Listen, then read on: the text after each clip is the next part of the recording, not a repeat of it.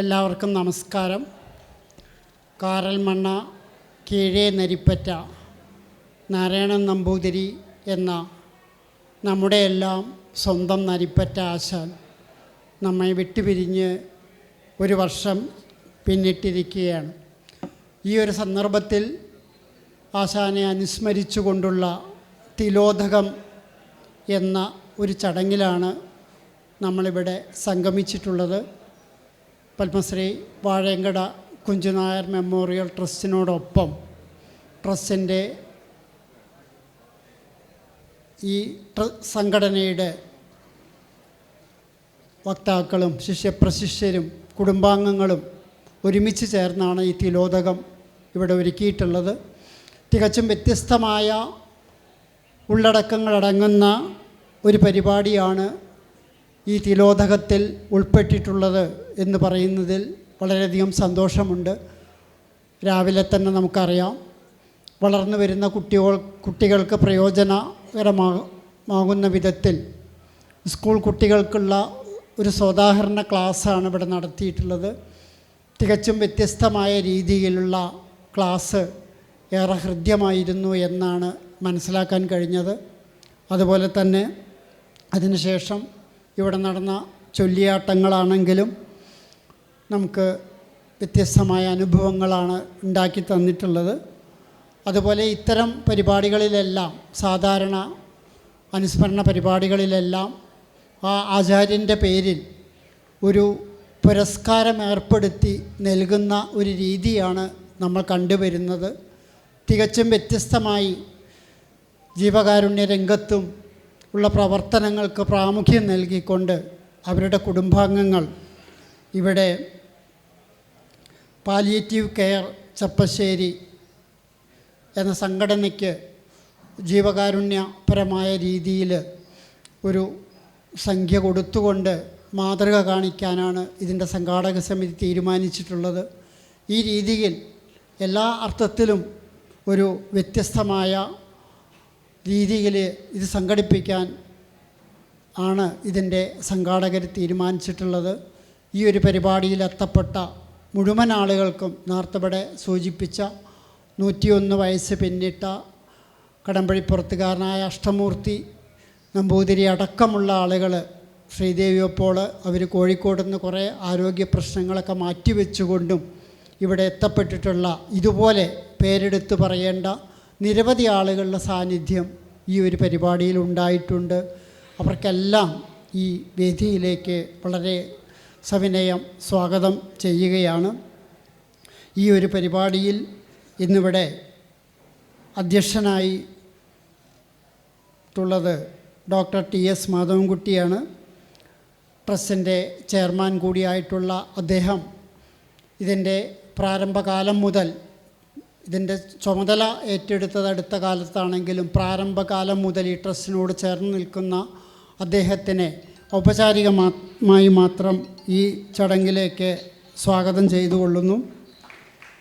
ഈ പരിപാടിയുടെ ഉദ്ഘാടനം നിർവഹിക്കുന്നത് നമുക്കേവർക്കും പ്രിയങ്കരനായ കേരള സംഗീത നാടക അക്കാദമിയുടെ ചെയർമാനും, അതുപോലെ തന്നെ നമ്മളൊക്കെ പറയാൻ ആഗ്രഹിക്കുന്നത് നമ്മുടെ മലയാളത്തിൻ്റെ ഒരു വാദ്യ സൗഭാഗ്യമായി എന്നും നമ്മുടെ എല്ലാം കൂടെ ചെറുപ്പ വലിപ്പ വ്യത്യാസങ്ങളില്ലാതെ എല്ലാവരോടും ചേർന്ന് നിൽക്കുന്ന നമ്മുടെ എല്ലാം അഭിമാനം കൂടിയായിട്ടുള്ള പത്മശ്രീ മട്ടന്നൂർ ശങ്കരൻകുട്ടി മാരാർ, അദ്ദേഹം ഈ പരിപാടിയുടെ തുടക്കം മുതൽ അതിൻ്റെ എല്ലാ കാര്യങ്ങളിലും നമ്മളോടൊപ്പമുണ്ട് എന്നുള്ളത് വളരെയധികം സന്തോഷകരമാണ്.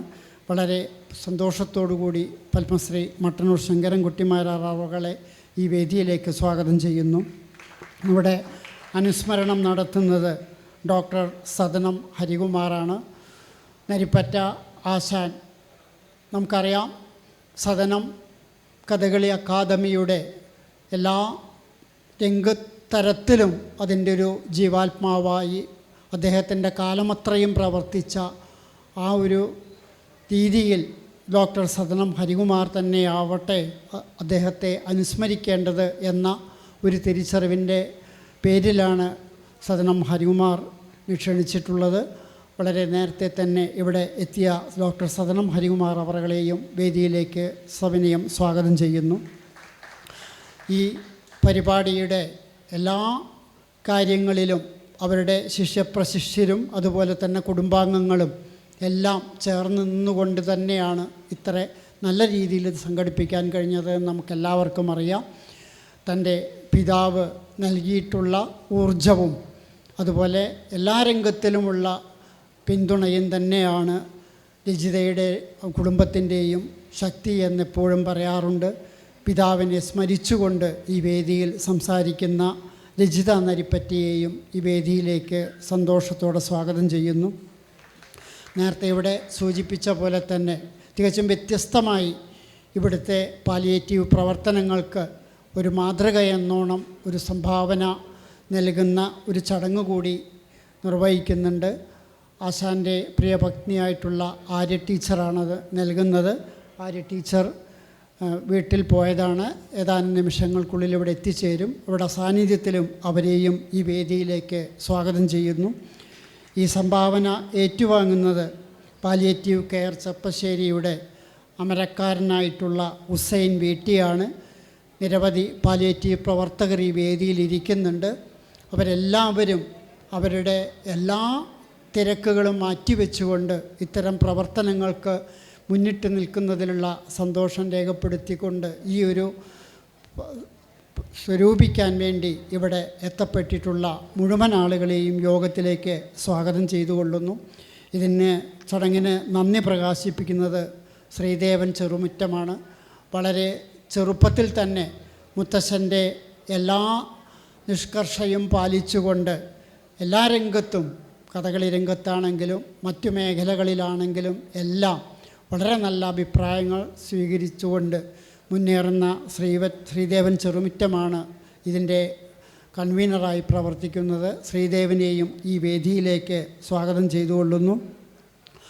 നരിപ്പറ്റ ആശാൻ്റെ കുടുംബാംഗങ്ങൾ, മറ്റു സഹപ്രവർത്തകർ, സുഹൃത്തുക്കൾ, കലാരംഗത്ത് പ്രവർത്തിക്കുന്ന നിരവധി വ്യക്തികൾ എല്ലാവരുടെയും സാന്നിധ്യം കൊണ്ട് ഈ വേദി വളരെയധികം ധന്യമാണ്. എല്ലാവരെയും യോഗത്തിലേക്ക് സ്വാഗതം ചെയ്തുകൊള്ളുന്നു. അതുപോലെ നരിപ്പറ്റ ആശാനെപ്പറ്റി 1-2 വാക്കുകൂടി പറഞ്ഞുകൊണ്ട് ഞാൻ അവസാനിപ്പിക്കാം. 45 വർഷക്കോളം കാലമായി നിരവധി കലാകാരന്മാരുമായി അടുത്തു നിൽക്കുന്നുണ്ടെങ്കിലും ശ്രീ നരിപ്പറ്റ ആശാനുമായിട്ടാണ് ഏറ്റവും കൂടുതൽ എല്ലാ കാര്യങ്ങളിലും കൂടെ നിൽക്കാൻ ഇടവന്നിട്ടുള്ളത് എന്നുള്ളത് കൂടി ഞാൻ പങ്കുവയ്ക്കുകയാണ്. നിരവധി കാര്യങ്ങളുമായി അദ്ദേഹത്തോടൊപ്പം കൂടെ നിൽക്കാൻ കഴിഞ്ഞിട്ടുണ്ട്. അദ്ദേഹത്തിൻ്റെ 60കളും 70കളും എല്ലാം ഈ വേദിയിൽ വെച്ച് നടത്തിയ സമയങ്ങളിലെല്ലാം അതിൻ്റെ ഔദ്യോഗിക പദവി അലങ്കരിക്കാനും അതുമാതിരിയുള്ള പ്രവർത്തനങ്ങൾക്കെല്ലാം അദ്ദേഹത്തിന് കൂടെ നിൽക്കാനും കഴിഞ്ഞിട്ടുണ്ട്. അദ്ദേഹത്തിൻ്റെ നിറം മങ്ങാത്ത സ്മരണയ്ക്ക് മുമ്പിൽ ശിരസ്സ് നമിച്ചുകൊണ്ട് ആത്മാവിന് നിത്യശാന്തി നേർന്നുകൊണ്ട് ഇവിടെ വന്നിട്ടുള്ള മുഴുവൻ ആളുകൾക്കും സ്വാഗതമരുളിക്കൊണ്ട് ഈ ചടങ്ങിൻ്റെ അധ്യക്ഷ പദവി ഏറ്റെടുത്ത് നിർവഹിക്കുന്നതിന് വേണ്ടി ഡോക്ടർ TS മാധവൻകുട്ടി അവരുകളെ സ്നേഹപൂർവ്വം ക്ഷണിച്ചുകൊണ്ട് നിർത്തട്ടെ. നന്ദി, നമസ്കാരം.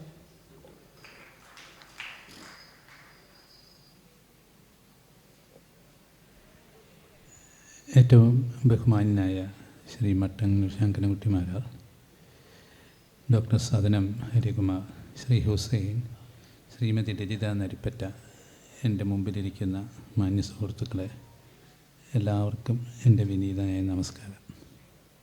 ചെറിയൊരു ആരോഗ്യ പ്രശ്നം ഉണ്ടാവുകൊണ്ട് ഞാൻ അധികം സംസാരിക്കാൻ നിൽക്കുന്നില്ല.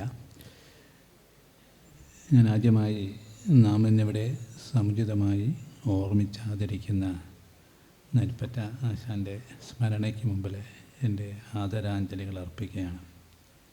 ഞാനും അതേ ഈ ട്രസ്റ്റിൻ്റെ പ്രവർത്തനം മുതൽക്കാണ് അദ്ദേഹമായിട്ട് പരിചയമുണ്ടായിരുന്നത്. അതിനുശേഷം വ്യക്തിപരമായി തന്നെ ആത്മബന്ധം പുലർത്തിയിരുന്ന ഒരു വ്യക്തിയായിരുന്നു അദ്ദേഹം. അദ്ദേഹത്തിൻ്റെ ആ സ്നേഹവായ്പകൾ ഞാൻ വേണ്ടതുപോലെ ആസ്വദിക്കുകയുണ്ടായിട്ടുണ്ട്.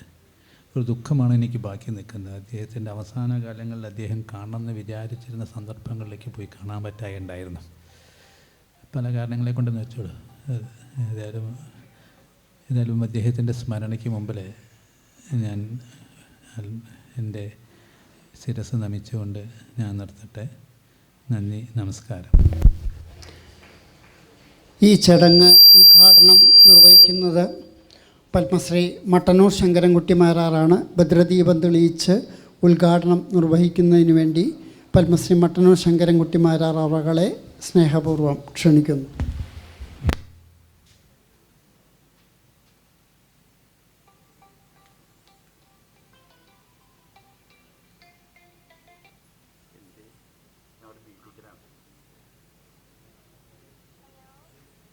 ഹലോ. ആ ശരി ശരി ശരി ശരി ശരി ശരി ഓക്കെ.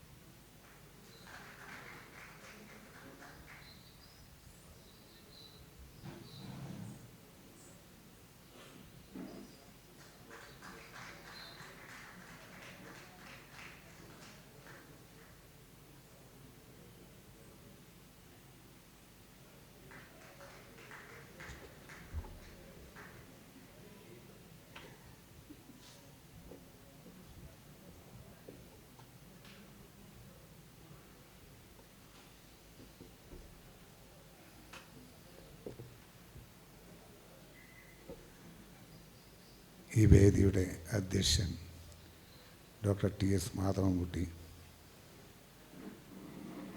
പ്രിയപ്പെട്ട ഹരികുമാർ, സദനം ഹരികുമാർ, നരിപ്പറ്റ ആശാൻ്റെ സഹധർമ്മിണി മകൾ പീതാംബരൻ, ഹുസൈൻ സാർ തുടങ്ങി വേദിയിലും സദസ്സിലുമുള്ള എല്ലാവർക്കും നമസ്കാരം. നരിപ്പറ്റ ആശാൻ്റെ അനുസ്മരണത്തിൻ്റെ ഉദ്ഘാടനം, ആ അനുസ്മരണ ചടങ്ങിൻ്റെ ഉദ്ഘാടനം ചെയ്യലാണ് എൻ്റെ ഒരു ജോലി. ഏകദേശം അദ്ദേഹവുമായിട്ടുള്ള ബന്ധം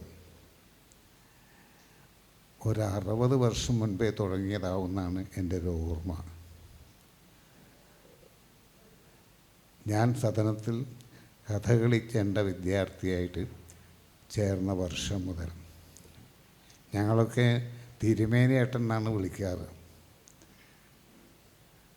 നരിപ്പറ്റാശാന്നൊക്കെ പിന്നീട് ഇങ്ങനെ കേൾക്കുക എന്നല്ലാണ്ട് ഞാനൊക്കെ, ഇല്ലെങ്കിൽ എൻ്റെ കൂടെ പഠിച്ചവരെല്ലാവരും തിരുമേനിയേട്ടൻ എന്നാണ് പറയാറ്. സദനത്തിൽ ചേർന്ന് ആദ്യത്തെ ഓണം വെക്കേഷൻ, അതാണ് എൻ്റെ ഓർമ്മ. അന്ന് ആദ്യം വന്നത്, സദനം സ്കൂൾ അടച്ചതിന് ശേഷം തിരുമേനിയേട്ടൻ്റെ കൂടെ ആദ്യം വന്ന മനയുടെ പേരാണ് ശ്രീ പീതാംബരം പറഞ്ഞത്. കാറൽ മണ്ണ, കീഴേ നരിപ്പറ്റ മന. ഇവിടെ നിന്നും അന്ന് വൈകുന്നേരം ഇവിടെ വന്ന് ഇല്ലത്ത് താമസിച്ച് പിറ്റേ ദിവസം രാവിലെ എന്നെ തിരുമേനിയേട്ടൻ പെരിന്തൽമണ്ണ കൊണ്ടുപോയിട്ട് പാലക്കാട് നിന്നുള്ള കണ്ണൂർ ബസ്, KSRTC ബസ്, അതിൽ കയറ്റി കണ്ടക്ടറോട് പറഞ്ഞു ഇവനെ തലശ്ശേരി ഇറക്കണം, തലശ്ശേരി ഇറങ്ങിയാൽ മാത്രമേ എനിക്ക് പോകാനറിയുള്ളൂ ഒറ്റയ്ക്ക്. അങ്ങനെയാണ് ബന്ധം തുടങ്ങുന്നത്.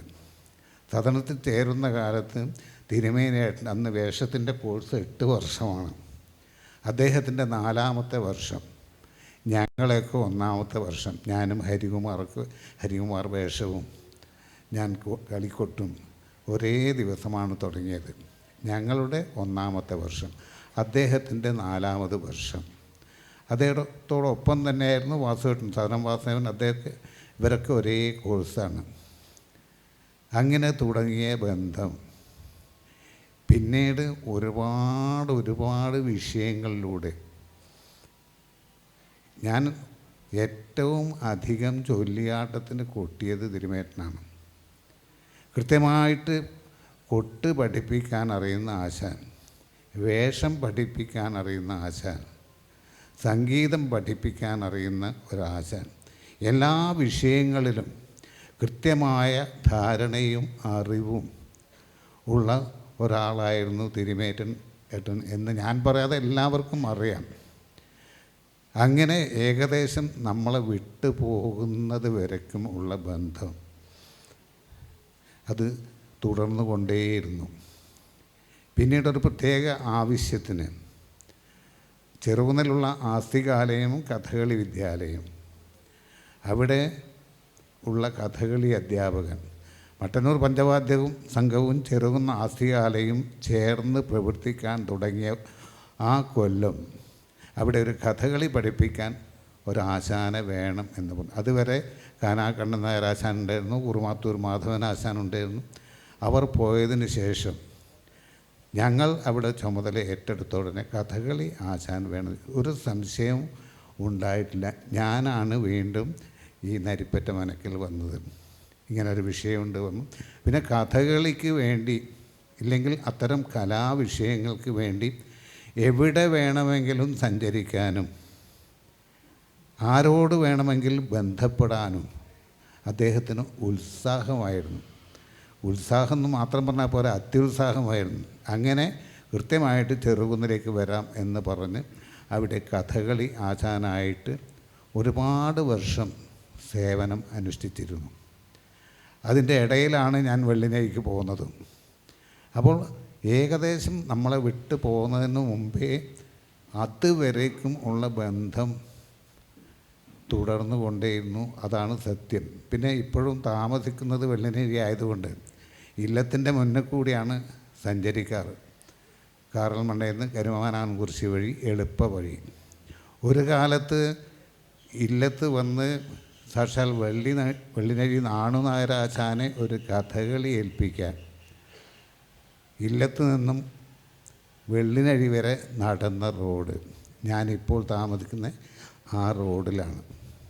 അന്ന് കല്ലും മണ്ണും നിറഞ്ഞ റോഡായിരുന്നു, ഇപ്പോൾ നല്ല റോഡാണ്. അപ്പോൾ അങ്ങനെ നിരന്തരമായ ഒരു ബന്ധം, ഒരുപാട് കഥകൾ, ഒരുപാട് യാത്രകൾ. ഒരുപക്ഷെ വിദേശത്ത് തന്നെ ആദ്യമായിട്ട് ഞാൻ പോയത് അദ്ദേഹത്തോടൊപ്പമാണ്. ശ്രീകൃഷ്ണപുരം കഥകളി കേന്ദ്രം, ഒരു മാസത്തെ കഥകളിക്കുള്ള യാത്ര. അങ്ങനെയാണ് ആദ്യമായിട്ട് വിദേശത്ത് പോകുന്നതും. ആ സമയത്തായിരുന്നു പരിയാൻപറ്റ ദിവാകരൻ, ഇവരൊക്കെ ഉണ്ടായിരുന്നു. നമ്മുടെ കൂടെ ആരുമില്ല ഇപ്പോഴും. അപ്പോൾ അങ്ങനെ നിരന്തരമായ ഒരു ബന്ധം കൊണ്ട് നടത്താൻ സാധിച്ചിട്ടുണ്ട്. ഗുജറാത്തിൽ പോയി കഥകളിയേറ്റ് എൻ്റെ ചുമതലയിൽ. അതിനൊക്കെ ഒരു കഥകളി വിഷയം ഏറ്റുകഴിഞ്ഞാൽ കഥകളി ഏറ്റെടുത്ത് നടത്തുക എന്നത് ഒരു കാലത്ത് ഞങ്ങളുടെ ജോലിയായിരുന്നു. പ്രത്യേകിച്ചും വടക്കേ മലബാറിലൊക്കെ, കാഞ്ഞങ്ങാട്, കാസർഗോഡ് ഭാഗത്ത് അതിനെല്ലാം ഉണ്ടാവുന്ന ആളാണ് തിരുമേട്ടൻ. സാക്ഷാൽ ചേമഞ്ചേരി ആശാൻ്റെ കൂടെ ഒരു മാസം യാത്ര. അത് ബാലുശ്ശേരി, കുറ്റ്യാടി, വടകര തുടങ്ങി ലോകനാഗരാവ് തുടങ്ങിയ നിരവധി സ്ഥലങ്ങളിൽ കഥകളിക്ക് പങ്കെടുക്കുക, കഥകളി ചുമതല ഏറ്റ് നടത്തുക. അങ്ങനെ ഏറ്റ് നടത്തി പിന്നീടാണ് ഒരു പെട്ടി വെച്ച് കളിയുണ്ടായത്. അതിനുശേഷം ഇത് നടത്തൽ അത്ര എളുപ്പമെല്ലാം തോന്നി. പക്ഷേ അന്നും അദ്ദേഹം ഏറ്റെടുത്ത സ്ഥാപനം, ആ സ്ഥാപനത്തിൽ പഠിച്ച ആളാണ് ഇന്നിവിടെ സീത കിട്ടുന്ന കോട്ടക്കൽ രാജു മോഹൻ. രാജു ആദ്യം പഠിച്ചത് അസ്ഥികാലയത്തിലാണ്. അവിടെ നിന്നും തിരുമേനേട്ടനാണ് കോട്ടക്കൽ ആര്യവശൈലിൽ വേഷം പഠിക്കാൻ കൊണ്ടാക്കിയത്. അപ്പോൾ ഒരുപാട് കുട്ടികളെ ഇത്തരം അഭ്യാസം ചെയ്യിച്ച് അവരെ വേണ്ട രീതിയിൽ കൊണ്ടു നടത്താൻ അദ്ദേഹം ഒരുപാട് മനസ്സ് കാണിച്ചിരുന്നു എന്ന സത്യമാണ്. പിന്നെ കൂടുതൽ പരിചയപ്പെടുത്തേണ്ട ആവശ്യമില്ല. പ്രത്യേകിച്ചും അച്ഛനെ അനുസ്മരിക്കാൻ മകൾ തന്നെ ഇവിടെ ഉണ്ട്. അതുകൊണ്ട് ഞങ്ങൾ തമ്മിലുള്ള ബന്ധം ഒരുപക്ഷെ അതുകൊണ്ടായിരിക്കും ഇതിൻ്റെ ഉദ്ഘാടനം എന്നോട് നിർവഹിക്കാൻ പറഞ്ഞത്. വളരെ സന്തോഷപൂർവ്വമാണ് ഞാൻ ഏറ്റെടുത്തത്. ഇതിൻ്റെ ബ്രോഷർ പ്രകാശനവും വെള്ളിനഴി വീട്ടിലുണ്ടായത്. അപ്പോൾ അങ്ങനെ എല്ലാം കൊണ്ടും കൃത്യമായിട്ടുള്ള ഒരു കുടുംബ ബന്ധം ഇപ്പോഴും സൂക്ഷിക്കുന്നു എന്നതാണ് സത്യം. ഇത് എല്ലാ വർഷവും നടത്തണം എന്നൊരപേക്ഷ കൂടി ഇതിൻ്റെ സംഘാടകരോട് പറയാനുണ്ട്. കാരണം തിരുമേനിയേട്ടൻ്റെ ബന്ധുക്കൾ മുഴുവൻ മുന്നിലിരിക്കുന്നുണ്ട്. ഈ കൂടിച്ചേരൽ എല്ലാ വർഷവും ഉണ്ടായാൽ നമുക്കൊക്കെ ഒരു സന്തോഷത്തിന് വക നൽകും. എല്ലാ വർഷവും അദ്ദേഹത്തിനെ ഓർമ്മിക്കുകയും ചെയ്യാം. എന്തായാലും ഈ സന്തോഷകരം അങ്ങനെ തന്നെ പറയണം. ഈ ഓർമ്മ കൊണ്ട് നടക്കുന്ന ആൾ നമ്മളെ വിട്ടു പോയിട്ടുണ്ടെങ്കിലും ഈ ഓർമ്മ അതൊരു സന്തോഷകരമായ അവസ്ഥയാണ്. അതുകൊണ്ട് തന്നെ മനസ്സ് നിറഞ്ഞ സന്തോഷത്തോടു കൂടി തിരുമേനിയേട്ടൻ അനുസ്മരണം അതിൻ്റെ സമ്മേളനം ഉദ്ഘാടനം ചെയ്തതായി പ്രഖ്യാപിക്കുന്നു. എല്ലാവർക്കും നന്മകൾ നേരുന്നു. നന്ദി, നമസ്കാരം. നരിപ്പറ്റ അനുസ്മരണം നിർവഹിക്കുന്നത് ഗാന്ധി സേവാസദനം കഥകളി അക്കാദമിയുടെ സെക്രട്ടറി കൂടിയായിട്ടുള്ള ഡോക്ടർ സദനം ഹരികുമാർ ആണ്. സ്നേഹപൂർവ്വം ക്ഷണിക്കുന്നു.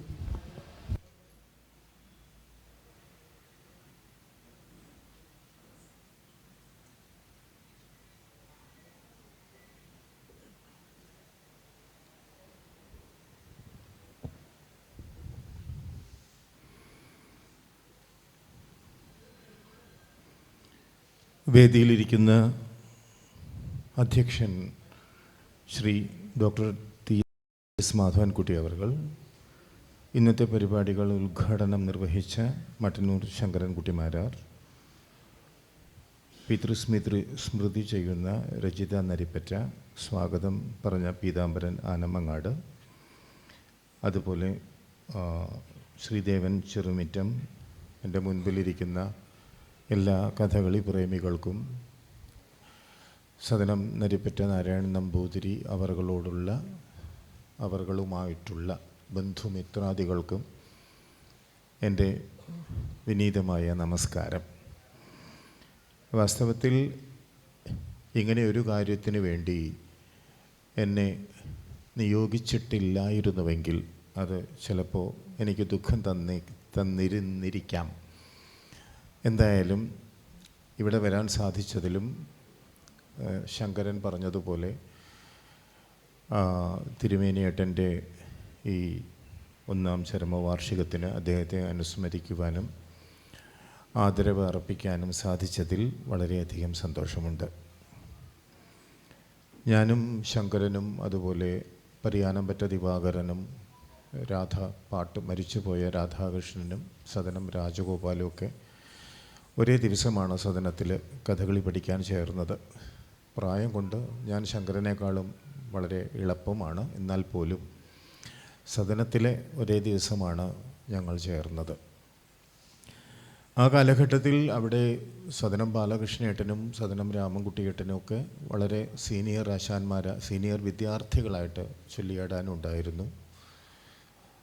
KG വാസുദേവനാശാൻ, കലാമണ്ഡലം വാസുദേവനാശാനും അവിടുത്തെ ഹൈസ്കൂളിലെ അധ്യാപകൻ ആയി ജോലി ചെയ്യുന്നതോടൊപ്പം തന്നെ സദനം കഥകളി അക്കാദമിയിലും സേവനമനുഷ്ഠിക്കാനുള്ളൊരു പദ്ധതിയാണ് സദനത്തിൻ്റെ സ്ഥാപകനായിട്ടുള്ള എൻ്റെ അച്ഛൻ കുമാരൻ ആസൂത്രണം ചെയ്തിട്ടുണ്ടായിരുന്നത്. എന്തായാലും അന്ന് കീഴ്പ്പടം കുമാരൻ നായരാശാനായിരുന്നു പ്രധാന ആശാൻ. അദ്ദേഹത്തിന് തുടക്കക്കാരായിട്ടുള്ള ഞങ്ങൾക്ക് വേണ്ടത്ര ക്ലാസ് എടുക്കാനുള്ള വിൽപ്പത്തി ഞങ്ങൾക്ക് ഉണ്ടായിട്ടില്ലാത്തത് കാരണം പലപ്പോഴും ബാലകൃഷ്ണേട്ടനോടും നരിപ്പറ്റ, അല്ലെങ്കിൽ ഞങ്ങൾ തിരുമേനിയേട്ടൻ എന്ന് വിളിക്കുന്ന നരിപ്പറ്റ നാരായണൻ നമ്പൂതിരിയോടുമായിരിക്കും ആവശ്യപ്പെടുക. എന്നേക്കാൾ 10-11 വയസ്സിന് മേലെയാണ് തിരുമേനിയേട്ടൻ. പക്ഷേ സദനത്തിൽ 4-5 വർഷത്തെ ജൂനിയറാണ് ഞാൻ. അപ്പോൾ അത്തരം ധാരാളം ക്ലാസ്സുകൾ ആ കാലഘട്ടത്തിൽ തന്നെ തോടയത്തിൻ്റെ എണ്ണങ്ങൾ ഉറപ്പിച്ചു തരിക, പുറപ്പാടിൻ്റെ എണ്ണങ്ങൾ ഉറപ്പിച്ചു തരിക, അങ്ങനെ കുറേ കാര്യങ്ങൾ അദ്ദേഹം ഞങ്ങൾക്ക്, എനിക്കും പരിയാനംപറ്റയ്ക്കുമൊക്കെ പഠിപ്പിച്ചു തന്നിരുന്നു. എന്നെ സംബന്ധിച്ചിടത്തോളം ഞാൻ സദനം സെക്രട്ടറി കുമാരൻ്റെ പുത്രനായിരുന്നു എങ്കിൽ പോലും എൻ്റെ ജീവിതം എൻ്റെ വീടുമായിട്ട് ബന്ധപ്പെട്ടിട്ടായിരുന്നില്ല അധികവും ഉണ്ടായത്. എൻ്റെ ജീവിതം സദനം കഥകളി അക്കാഡമിയുമായി ബന്ധപ്പെട്ടിട്ട് തന്നെയാണ് കൂടുതലുണ്ടായത്. കഥകളി അക്കാഡമിയിലെ ഗോതമ്പ് ഉപ്പുമാവും അതൊക്കെ തന്നെയായിരുന്നു ഒരു പരിധിവരെ എൻ്റെയും ഭക്ഷണം. അപ്പോൾ എൻ്റെ ഐഡൻറ്റിറ്റി എന്ന് പറയുന്നത് സെക്രട്ടറി കുമാരൻ്റെ മകൻ എന്നതിലധികം സദനത്തിലെ ഒരു സാധാരണ വിദ്യാർത്ഥി എന്നുള്ള നിലയ്ക്കായിരുന്നു. അതിൻ്റേതായിട്ടുള്ള ഗുണങ്ങളും അതിൻ്റേതായിട്ടുള്ള ദോഷങ്ങളും എനിക്ക് ഉണ്ടായിട്ടുണ്ട്. അതെൻ്റെ അനുഗ്രഹവുമാണ്. അതുകൊണ്ട് തന്നെ ഒരു കാരണവശാലും സെക്രട്ടറി കുമാരൻ്റെ മകനാണ് എന്നുള്ളത് കൊണ്ട് ഒരു എന്താ പറയുക പരിഗണന ഒരു കാരണവശാലും എനിക്ക് സദനം കഥകളി അക്കാഡമിയിൽ നിന്നോ ആശാന്മാരിൽ നിന്നോ കിട്ടുകയുണ്ടായിട്ടില്ല. അതിലെനിക്ക് സന്തോഷവുമുണ്ട്. തിരുമേനിയേട്ടനെ സംബന്ധിച്ചിടത്തോളം ഞാൻ ആ വിഷയത്തിലേക്ക് കടക്കട്ടെ. കഥകളിയിൽ അഭിനേതാവ് എന്ന ഒരു അവസ്ഥ മാത്രമേ ഉള്ളതായിട്ട് എനിക്ക് തോന്നിയിട്ടുള്ളൂ. കഥകളി നടൻ, പിന്നെ അഥവാ ഉണ്ടെങ്കിൽ തന്നെ കഥകളി അധ്യാപകൻ, അങ്ങനെയൊരു ഈ രണ്ട് അവസ്ഥകൾ മാത്രമാണ് കഥകളിയിലുള്ളത്. അതിൽ കവിഞ്ഞ് ഒരു സംവിധായകനെന്നോ ഒരു കൊറിയോഗ്രാഫർ എന്നോ ഒരു സിനിമയിലും നാടകത്തിലുമൊക്കെ ഉള്ളതുപോലെ ഒരു തിരക്കഥാകൃത്ത് എന്നോ എഡിറ്റർ എന്നോ ഫോട്ടോഗ്രാഫർ എന്നോ അങ്ങനെ യാതൊരു വിധത്തിലുള്ള തരംതിരിവുകളുമില്ലാതെ നടൻ എന്നുള്ള ഒറ്റ ടൈറ്റിലിൽ ഒറ്റ കമ്പാർട്ട്മെൻറ്റിൽ എല്ലാവരെയും തള്ളിയിടുന്ന ഒരവസ്ഥയാണ് കഥകളിയിലുള്ളത്.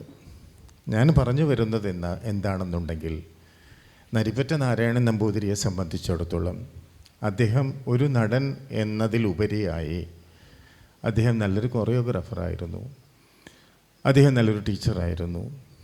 അദ്ദേഹം സ്വതന്ത്രമായി ചിന്തിക്കുകയും സ്വതന്ത്രമായി നളൻ, ദമയന്തി, പുഷ്കരൻ തുടങ്ങിയ സംജ്ഞകൾക്ക് നൂതനമായ മുദ്രകൾ ആവശ്യമല്ലേ എന്ന് വേറിട്ട് ചിന്തിക്കുകയും ആദ്യമായി വേറിട്ട് ചിന്തിക്കുകയും ചെയ്ത ഒരു കലാകാരനാണ്. അങ്ങനെയുള്ള കലാകാരന്മാർക്ക് കഥകളിയുടെ മേഖലയിൽ പ്രത്യേകിച്ചൊരു സ്ഥാനവുമില്ലാത്തത് കൊണ്ട് തന്നെ അദ്ദേഹത്തിൻ്റെ ഈ കണ്ടെത്തലുകൾക്കും കാര്യമായ സ്ഥാനം കിട്ടാൻ സ്വാഭാവികമായിട്ടും സാധ്യതയില്ല. അതുമാത്രമല്ല, കഥകളിയിൽ ഇത്തരം കാര്യങ്ങളുടെ ഇത്തരം സാധ്യതകൾ ഉണ്ടാകേണ്ടതാണ് എന്ന നിർബന്ധ ബുദ്ധിയോടുകൂടി കഥകളിയെ കൈകാര്യം ചെയ്തിരുന്ന എൻ്റെ ഗുരുനാഥൻ കീഴ്പ്പടം കുമാരൻ നായരാശാനിൽ നിന്നാണ് അദ്ദേഹത്തിൻ്റെ അഷ്ടകലാശത്തിൻ്റെ നിർമ്മിതി. അദ്ദേഹം ഒരു ഇടക്കലാശം ഉണ്ടാക്കിയിരുന്നു, അത് ഇപ്പോൾ എടുക്കാറില്ല. തുരകബന്ധനം തരസാ ചെയ്യണം എന്ന കുശലവന്മാരുടെ ഭാഗത്ത് അവർ രണ്ടുപേരും ഇടക്കലാശം മാറി മാറി എടുക്കുന്ന ഒരിടക്കലാശം അദ്ദേഹം ചിട്ടപ്പെടുത്തിയിട്ടുണ്ടായിരുന്നു. അങ്ങനെ വിവിധ തരത്തിലുള്ള സാധ്യതകളെ കണ്ടെത്തുകയും കഥകളിയുടെ ബോഡി കൈനസ്തെറ്റിക്സിനെ പറ്റി പഠിക്കാൻ തുടങ്ങിയ ശേഷം ആരെങ്കിലും ചിന്തിച്ചിട്ടുണ്ടെങ്കിൽ അത് കീഴ്പ്പടം കുമാരൻ നായർ ആശാനാണ് എന്നെനിക്ക് നിർബന്ധപൂർവം പറയാൻ സാധിക്കും. അത്തരം ബോഡി കൈനസ്തെറ്റിക്സിൻ്റെ പരീക്ഷണങ്ങളും ഇംപ്ലിമെൻറ്റേഷൻസും അദ്ദേഹം ഞങ്ങളിൽ കൂടെ ധാരാളം ചെയ്തിട്ടുണ്ട്. പ്രത്യേകിച്ച് നരിപ്പറ്റ നാരായണൻ തിരുമേനേട്ടൻ്റെ ശരീരത്തിൽ കൂടിയും അദ്ദേഹം ധാരാളം അത്തരം കാര്യങ്ങൾ ആവിഷ്കരിക്കാൻ ശ്രമിച്ചിട്ടുണ്ട്. കൃഷ്ണൻകുട്ടിയേട്ടൻ്റെ ശരീരത്തിൽ ശ്രമിച്ചിട്ടുണ്ട്, ബാലകൃഷ്ണേട്ടൻ്റെ ശരീരത്തിൽ ശ്രമിച്ചിട്ടുണ്ട്, എൻ്റെ ശരീരത്തിൽ ശ്രമിച്ചിട്ടുണ്ട്. ഒരു പരിധിവരെ ധാരാളം സമയം കിട്ടിയിട്ടില്ലെങ്കിൽ പോലും ഭാസിക്കും ഒരു പരിധിവരെ അദ്ദേഹത്തിൻ്റെ ഇത്തരം കൈനസ്തെറ്റിക്സിനെ കുറിച്ചുള്ള ക്ലാസ്സുകൾ കിട്ടിയിട്ടുണ്ട്. അപ്പോൾ തിരുമേനിയേട്ടനെ സംബന്ധിച്ചിടത്തോളം ഇത്തരം പുതിയ ആശയങ്ങളെ ഉൾക്കൊള്ളുന്നത് അല്ലെങ്കിൽ ഉൾക്കൊള്ളേണ്ടതാണ് എന്നുള്ള ഉത്തമ തീരുമാനത്തിൽ സഞ്ചരിച്ചിരുന്ന ഒരാളാണ്. അതുകൊണ്ട് തന്നെ ഞാൻ എഴുതി ചിട്ടപ്പെടുത്തിയിട്ടുള്ള പുതിയ പല ആട്ടക്കഥകളിലും പുതിയ കഥാപാത്രങ്ങൾ, ഞാൻ പുതിയ കഥാപാത്രങ്ങളിൽ നിന്ന് ഞാൻ കൊട്ടേഷനിലാണ് പറയുന്നത്, വളരെ വിദഗ്ധമായി അവതരിപ്പിക്കാനുള്ള ഗൃഹപാഠം അദ്ദേഹം ചെയ്യുകയും അത് സമർത്ഥമായി അരങ്ങിൽ അവതരിപ്പിക്കുകയും ഒരു ആട്ടക്കഥാകൃത്ത് എന്നുള്ള നിലയ്ക്ക് ഞാൻ പരികൽപ്പനം ചെയ്തതിൽ നിന്നും അതീതമായി എത്രയോ വലിയ ഒരു സംഭവമായി ഓരോ കഥാപാത്രത്തെയും അവതരിപ്പിച്ചു തന്ന അനുഭവം എനിക്കുണ്ട്. അതിൽ പ്രധാനപ്പെട്ട ഒന്നാണ് അഭിമന്യുവിലെ ദ്രോണാചാര്യരും, അതുപോലെ ജൂലിയസ് സീസറിനെ ചാരുദത്തം എന്ന പേരിൽ എഴുതി അവതരിപ്പിച്ചപ്പോൾ അതിൽ കാഷ്യസ് ആയിട്ട്, അല്ലെങ്കിൽ ദണ്ഡി എന്നാണ് അതിൽ പേര്, ആ കഥാപാത്രവും കർണപരിത്യാഗം എന്ന ആട്ടക്കഥയിലെ ദുർവാസാവ് എന്ന കഥാപാത്രവും ഹിഡുംബൻ എന്ന ആട്ടക്കഥയിലെ ഹിഡുംബനും മണികണ്ഠ ചരിതം 1-ാം ഭാഗത്തിലെ ശൂർപ്പകനും ഒക്കെ ഞാൻ പ്രതീക്ഷിച്ചതിലധികം ഔട്ട്പുട്ടുകളും ഇൻപുട്ടുകളും അതിൽ സന്നിവേശിപ്പിക്കുകയും അതെല്ലാം വളരെ വലിയൊരു സംഭവമാക്കി തീർക്കുകയും ചെയ്തിട്ടുണ്ട് അദ്ദേഹം. അപ്പോൾ കഥകളിയെ സംബന്ധിച്ചിടത്തോളം ഞാൻ എൻ്റെ ചിന്തകളും എൻ്റെ സംഭാഷണങ്ങളും ഏതു നിലയ്ക്കാണ് ഇവിടെ ഉള്ള ശ്രോതാക്കൾ എടുക്കുന്നത് എന്നെനിക്ക് അറിഞ്ഞുകൂടാ. അതെങ്ങനെ എടുത്താലും ഇതെൻ്റെ സ്വതന്ത്രമായ ചിന്തയാണ് എന്നുള്ള ആത്മവിശ്വാസത്തിൽ എനിക്കത് പറയാതിരിക്കാൻ പറ്റില്ലല്ലോ. അപ്പോൾ ഇഡ്ഡലി എന്നാൽ ഭക്ഷണമാണ്. പക്ഷേ ഭക്ഷണം എന്ന് വെച്ചാൽ ഇഡ്ഡലി മാത്രമല്ല, എന്തും ഭക്ഷണമാവാം, പൂരിയാവാം, പുട്ടാവാം, എന്തുമാവാം. അപ്പോൾ അതുപോലെ കുചേലവൃത്തം ബാലിവിജയം എന്നാൽ കഥകളിയാണ്. അപ്പോൾ കഥകളി എന്ന് പറഞ്ഞാൽ കുചേലവൃത്തം ബാലിവിജയം. അങ്ങനെ ഒരു ഇക്വേഷനിലേക്ക് എത്തിപ്പെട്ട ഈ കാലഘട്ടത്തിൽ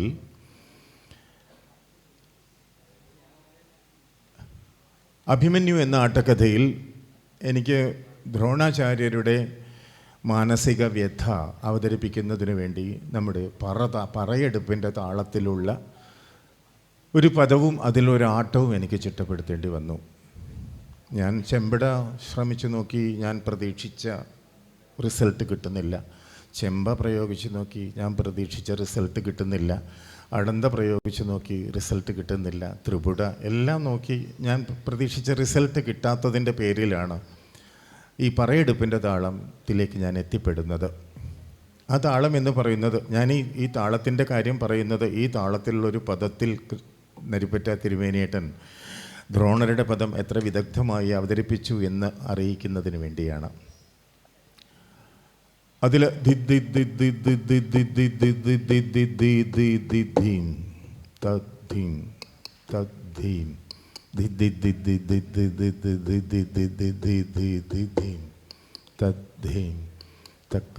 അതാണ് ആ താളത്തിൻ്റെ ഘടന. ചെമ്പടയാണെന്നൊക്കെ പറയാം, 16 അക്ഷരകാലമാണ്. പക്ഷെ നമുക്കൊരു ചെമ്പട നൽകുന്നൊരു ഫീലിംഗ് അല്ല. എനിക്കത് വളരെ കുട്ടിക്കാലം മുതൽക്ക് തന്നെ പട്ടക്കൊടയിൽ കുരുത്തോല കെട്ടി അതിനെങ്ങനെ കറക്കി പിടിച്ച് ഈ മേളം കൊട്ടിക്കൊണ്ടിരിക്കുന്ന സമയത്ത് എൻ്റെ ഹൃദയത്തിലുണ്ടായിട്ടുള്ള സമ്മർദ്ദം വളരെ അധികമായിരുന്നു. അപ്പോൾ ഈ താളത്തിലൊരു ഉത്ഭവത്തിൽ രാവണനുള്ള ആട്ടം പോലെ ഈ താളത്തിലൊരു ആട്ടമുണ്ട്. അതിനുശേഷം ഈ ദ്രോണരുടെ പദം ഈ താളത്തിലാണ് സന്നിവേശിപ്പിച്ചത്. അപ്പോൾ അജ്ഞത കളയുക സുയോധനാ നീ, സുയോധനാ നീ, അല്പത എന്നോടോതരുതേ നീ, ഓതരുതേ നീ, വില്ലുവലം കൈയാണ്ട മഹാരഥി, ആണ്ട മഹാരഥി, ആരുണ്ടർജുനൻ ഒഴികെ ഭൂവിൽ, ഒഴികെ തത്തീം കിടത്തക്കി ധീ താത്തീം. അങ്ങനെയാണ് ആ കലാശം വരുന്നത്. അപ്പോൾ ഈ പദം ഇങ്ങനെ സന്നിവേശിപ്പിച്ച് എനിക്ക് പേടിയുണ്ടായിരുന്നു ഇങ്ങനെ ഒരു കാര്യം ചെയ്യാൻ. അപ്പം ഞാൻ എടുത്തതിലധികം ഉത്സാഹം അദ്ദേഹം എടുക്കുകയും 3 ആവർത്തി കൊണ്ട് കൃത്യമായി, ഇപ്പോൾ ശൗര്യഗുണമൊക്കെ 2 ആവർത്തി കൊണ്ട് കഴിച്ചു പോകുന്നത് പോലെ, മാതലേ നിശമയ 2 ആവർത്തി കൊണ്ട് മുദ്ര കഴിച്ചു പോകുന്നത് പോലെ, ഭവതീയ നിയോഗം 2 ആവർത്തി കൊണ്ട് മുദ്ര കഴിച്ചു പോകുന്നത് പോലെ 3 ആവർത്തി കൊണ്ട് മുദ്ര കൃത്യമായി കഴിക്കുന്ന വിധത്തിൽ അതിനെ കൃത്യമായി പുതുതായി കൊറിയോഗ്രാഫ് ചെയ്യുകയും അതിനെ ഒരു വല്ലാത്ത രംഗാവിഷ്കാരമാക്കി അദ്ദേഹം സ്വതന്ത്രമായി അവതരിപ്പിക്കുകയും ചെയ്തു എന്നുള്ളതാണ് എനിക്ക് അദ്ദേഹത്തിൽ നിന്നും കിട്ടിയ ഏറ്റവും വലിയ അനുഭവം. ഇതിൻ്റെ ആവശ്യമുണ്ടോ എന്ന് ചോദിച്ചാൽ എനിക്ക് അറിഞ്ഞുകൂടാ. എനിക്കത് ആവശ്യമുണ്ട് എന്നുള്ളത് കൊണ്ടായിരിക്കുമല്ലോ ഞാനത് ചെയ്തത്. ഇത് മാത്രമല്ല, ഈ കാഷ്യസ് ആയാലും ജൂലിയസ് സീസറിലെ കാഷ്യസ് ആയാലും അതിനൊക്കെ അദ്ദേഹത്തെ ഏൽപ്പിച്ച സമയത്ത് ഞാൻ ഉദ്ദേശിക്കുന്ന ദ്രോണരിലേക്ക് വീണ്ടും ഞാൻ മടങ്ങി വരാം. അപ്പം ഞാൻ ചിട്ടപ്പെടുത്തിയൊരു കാര്യമുണ്ട്. അത് അദ്ദേഹത്തെ ഏൽപ്പിച്ചു. അദ്ദേഹം അതിൻ്റെ മുകളിൽ ഹോംവർക്കുകൾ ചെയ്തു. പിന്നെ അദ്ദേഹം ചില ആട്ടങ്ങൾ അദ്ദേഹത്തിൻ്റേതായി രംഗത്ത് അവതരിപ്പിച്ച് കണ്ടപ്പോഴാണ് ഇങ്ങനെ ചില സാധ്യതകൾ അദ്ദേഹം കണ്ടെത്തുന്നുണ്ടല്ലോ, നന്നായി എന്നെനിക്ക് തോന്നിയത്. അപ്പോൾ ദുര്യോധനൻ ദ്രോണരോട് പറയുകയാണ്, അങ്ങേക്ക് യുദ്ധം ജയിച്ചു തരാൻ സാധിക്കില്ലെങ്കിൽ ദയവ് ചെയ്ത് ഈ യുദ്ധ അല്ലെങ്കിൽ പടനായകൻ്റെ ചുമതല കർണനെ ഏൽപ്പിക്കുക. കർണൻ എനിക്ക് യുദ്ധം ജയിച്ചു തരും. നിങ്ങൾക്ക് നിങ്ങളുടെ ശിഷ്യൻ ജയിച്ചു കാണാനാണല്ലോ ആഗ്രഹം എന്നും.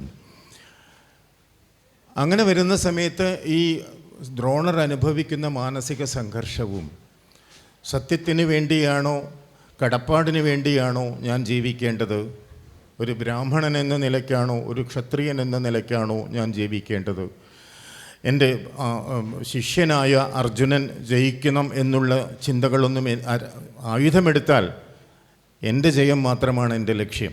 പക്ഷേ ഇവിടെ ദുർവ്യാഖ്യാനം ചെയ്യപ്പെടുന്നത് കൊണ്ട് ഞാൻ എന്താണ് ചെയ്യേണ്ടത് എന്ന തരത്തിലുള്ള ഒരു മാനസിക സംഘർഷത്തെ വളരെ വിദഗ്ധമായി അദ്ദേഹം അവതരിപ്പിക്കുകയും അതിൽ ധാരാളം മൗന നിമിഷങ്ങളെ അദ്ദേഹം ഉണ്ടാക്കിയെടുക്കുകയും വാചാലമാവാതെ ഇരിക്കുന്ന സന്ദർഭങ്ങൾ അദ്ദേഹം സൃഷ്ടിച്ചെടുക്കുകയും അത് വളരെ ഘനം തൂങ്ങുന്ന സന്ദർഭങ്ങളാക്കി തീർക്കുകയും ചെയ്തിട്ടുണ്ട്. അങ്ങനെ വല്ലാതെ പറഞ്ഞു പോയാൽ എനിക്ക് എൻ്റെ കഥയെപ്പറ്റി പറയുന്ന ഒരവസ്ഥ സംജാതമായേക്കുമോ എന്നുള്ള ഭയം എനിക്കുണ്ട്. പക്ഷേ എന്നെ സംബന്ധിച്ചിടത്തോളം അദ്ദേഹം ഇതിനു വേണ്ടി നടത്തിയ ഇൻപുട്ടുകൾ വളരെ ഗൗരവമേറിയതാണ്. ഹിഡുംബൻ എന്ന ആട്ടക്കഥ ഞാൻ പുതിയതായി എഴുതി അവതരിപ്പിച്ച സമയത്ത് അതിൽ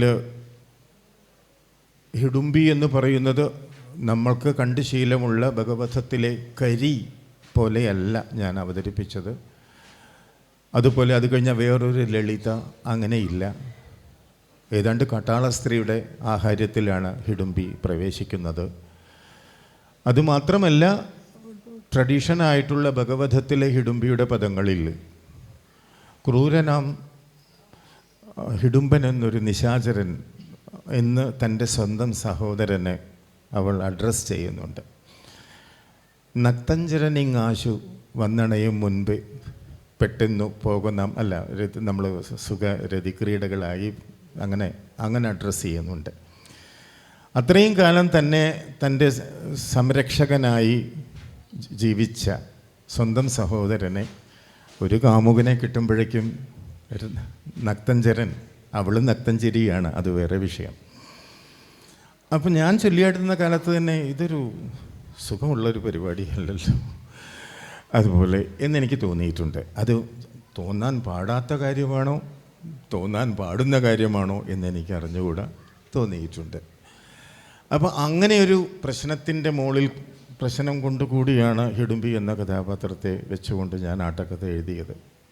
അത് കഥകളിക്ക് നിരക്കുന്നതാണോ നിരക്കാത്തതാണോ എന്നൊന്നും എന്നെ സംബന്ധിച്ചിടത്തോളം വിഷയമല്ല. I just do things. അതെ,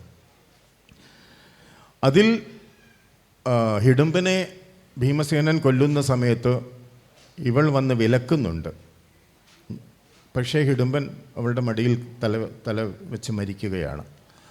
അപ്പോൾ ഹിഡുംബി പറയും, എൻ്റെ ജ്യേഷ്ഠനെ കൊല്ലാൻ ഞാൻ അനുവാദം തന്നിട്ടില്ല. ഞാൻ അദ്ദേഹത്തിൻ്റെ ഞാൻ നിങ്ങളുടെ കാമുകിയായിരിക്കാം, പക്ഷേ എൻ്റെ ജ്യേഷ്ഠനെ കൊല്ലാനുള്ള സ്വാതന്ത്ര്യമോ അവകാശമോ നിങ്ങൾക്ക് തന്നിട്ടില്ല. എനിക്കത് കണ്ടു നിന്ന് സാരമില്ല എന്ന് വിചാരിക്കാനും പറ്റില്ല എന്ന് പറഞ്ഞ് ഭീമസേനനെ ആക്രമിക്കുകയും ഒരു വേള ഭീമസേനൻ്റെ പ്രഹരമേറ്റ് അവൾ മോഹാലസ്യപ്പെട്ട് വീഴുകയും തത്സമയത്ത് കുന്തിയും വ്യാസനും വന്ന് ഇവൾ നിന്നെ പ്രണയിക്കുന്നവളാണ്, നീ വിവാഹം കഴിക്കുക എന്ന് പറഞ്ഞ് ഭീമസേനന് വിവാഹം കഴിച്ചു കൊടുക്കുന്നത് പോലെയാണ് അതിൻ്റെ പരിസമാപ്തി. ഇതിലെ ഹിഡുംബൻ എന്ന കഥാപാത്രത്തെ വളരെ നേരത്തെ ഞാൻ പറഞ്ഞതുപോലെ ഞാൻ പ്രതീക്ഷിച്ചതിലധികം ഇൻപുട്ടുകളും ഔട്ട്പുട്ടുകളും അദ്ദേഹം അതിൽ പ്രയോഗിക്കുകയും വളരെ വിദഗ്ധമായി അതിനെ അവതരിപ്പിക്കുകയും ചെയ്ത അനുഭവമാണ് എനിക്കുണ്ടായിട്ടുള്ളത്. അതുപോലെ മണികണ്ഠചരിതം 1-ാം ഭാഗത്തിലെ ശൂർപ്പകനായാലും കൊള്ളാം, കർണപരിത്യാഗത്തിലെ ദുർവാസാവായാലും കൊള്ളാം. കർണപരിത്യാഗത്തിൽ ഈ 5 മന്ത്രം കൊടുത്ത് കുന്തി ദേവിക്ക് 5 മന്ത്രങ്ങൾ ഉപദേശിച്ച് അവിടെ നിന്ന് പോകുന്ന, അല്ലെങ്കിൽ ദുർവാസാവ് അത്രേ ഞാൻ ആവശ്യപ്പെട്ടിട്ടുള്ളൂ.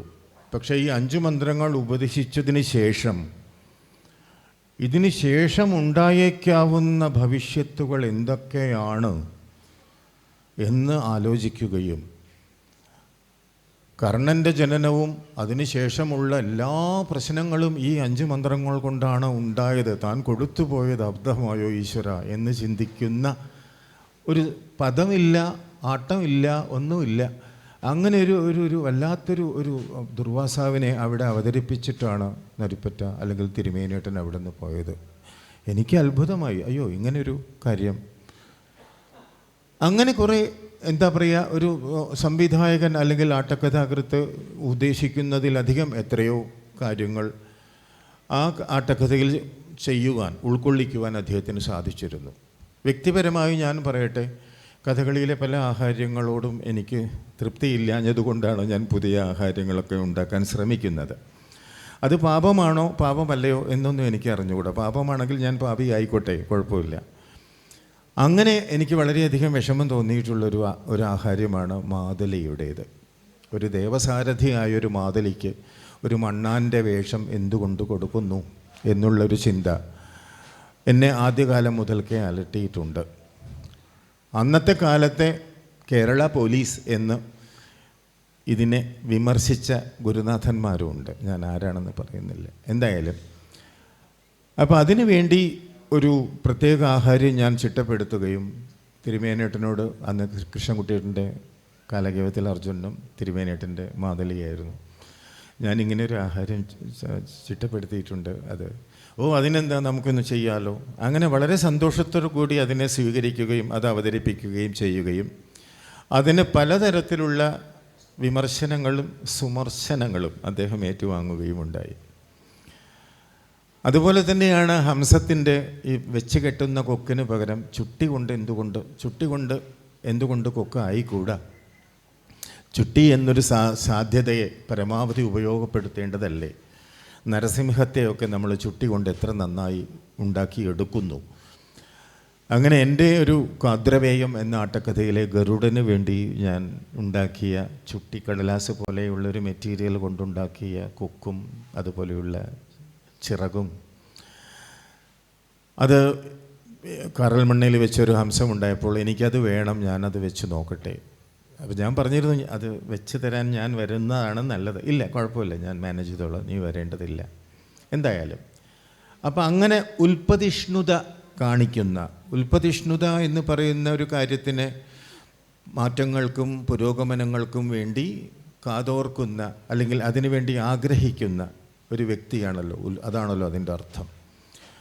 അപ്പോൾ ഈ സർഗാത്മകതയുടെ അല്ലെങ്കിൽ പ്രതിഭയുടെ അതിൻ്റെ അർത്ഥങ്ങളോ അല്ലെങ്കിൽ നവനവോന്മേഷശാലിനി പ്രതിഭ എന്നൊക്കെ പറയുന്നത് പോലെ അത്തരം കാര്യങ്ങൾ കഥകളിയിൽ ആവശ്യമേ ഇല്ല എന്ന് ചിന്തിക്കുന്ന ഒരു ലോകത്തിൽ കൂടെയാണ് തിരുമേനിയേട്ടൻ സഞ്ചരിച്ചിരുന്നത്.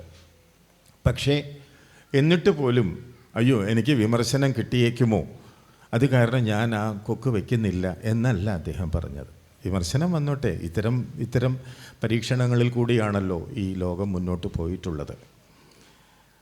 അപ്പം ഞാൻ പറഞ്ഞു വരുന്നത്, ഇത്തരം ധാരാളം കാര്യങ്ങൾ ചെയ്യാൻ ആഗ്രഹിക്കുകയും ചെയ്യാൻ വെമ്പുകയും ചെയ്യാൻ കാത്തിരിക്കുകയും ചെയ്തിരുന്ന തിരുമേനിയേട്ടന് അത് വേണ്ടത്ര ചെയ്യാൻ സാധിക്കുന്നതിന് മുൻപ് തന്നെ അദ്ദേഹത്തിന് കാലയവനികയിലേക്ക് ക്ഷണിക്കപ്പെട്ടുവോ എന്ന് ഞാൻ വേവലാതി കൊള്ളാറുണ്ട്. ഞാൻ മലയാളത്തിൽ MA ആണ് ചെയ്തിട്ടുള്ളത്. പക്ഷേ എൻ്റെ പല ലേഖനങ്ങളും പല പുസ്തകങ്ങളും കൃത്യമായി വായിക്കുകയും എഡിറ്റ് ചെയ്യുകയും ചെയ്ത് തന്നിട്ടുള്ളത് തിരുമേനിയേട്ടനും ശ്രീമതി ആര്യ ടീച്ചറും കൂടിയിട്ടാണ്. അപ്പോൾ എനിക്ക് തോന്നാറുണ്ട്, ഒരു മലയാളത്തിൽ BA അല്ലെങ്കിൽ MA ഒന്നും ആകാതെ വെറും ആ നിലയ്ക്ക് നോക്കിയാൽ അക്കാഡമിക്കലി 10ാം ക്ലാസ് മാത്രം പാസ്സായിട്ടുള്ള തിരുമേനിയേട്ടന് ഒരു മലയാളം ബിരുദാനന്തര ബിരുദമുള്ള എന്നേക്കാൾ വൈയാകരണനോ അല്ലെങ്കിൽ വ്യാകരണത്തിലോ ഒക്കെ ഇത്രയധികം സ്വാധീനമുണ്ട് എന്ന് അനുഭവിച്ചറിഞ്ഞ ഒരാളാണ് ഞാൻ. അതുമാത്രമല്ല, കൊറിയയിലെ ടൂറ് കഴിഞ്ഞ് വന്നാൽ ആ ആഴ്ച മുഴുവൻ അധികം കൊറിയൻ സംസാരിക്കും. ഞങ്ങൾക്കത് കൗതുകമാണ്. ജർമ്മനിയിൽ ടൂറ് കഴിഞ്ഞ് വന്നാൽ ആ ആഴ്ച അല്ലെങ്കിൽ കുറേ കാലം അദ്ദേഹം ജർമ്മൻ സംസാരിക്കും.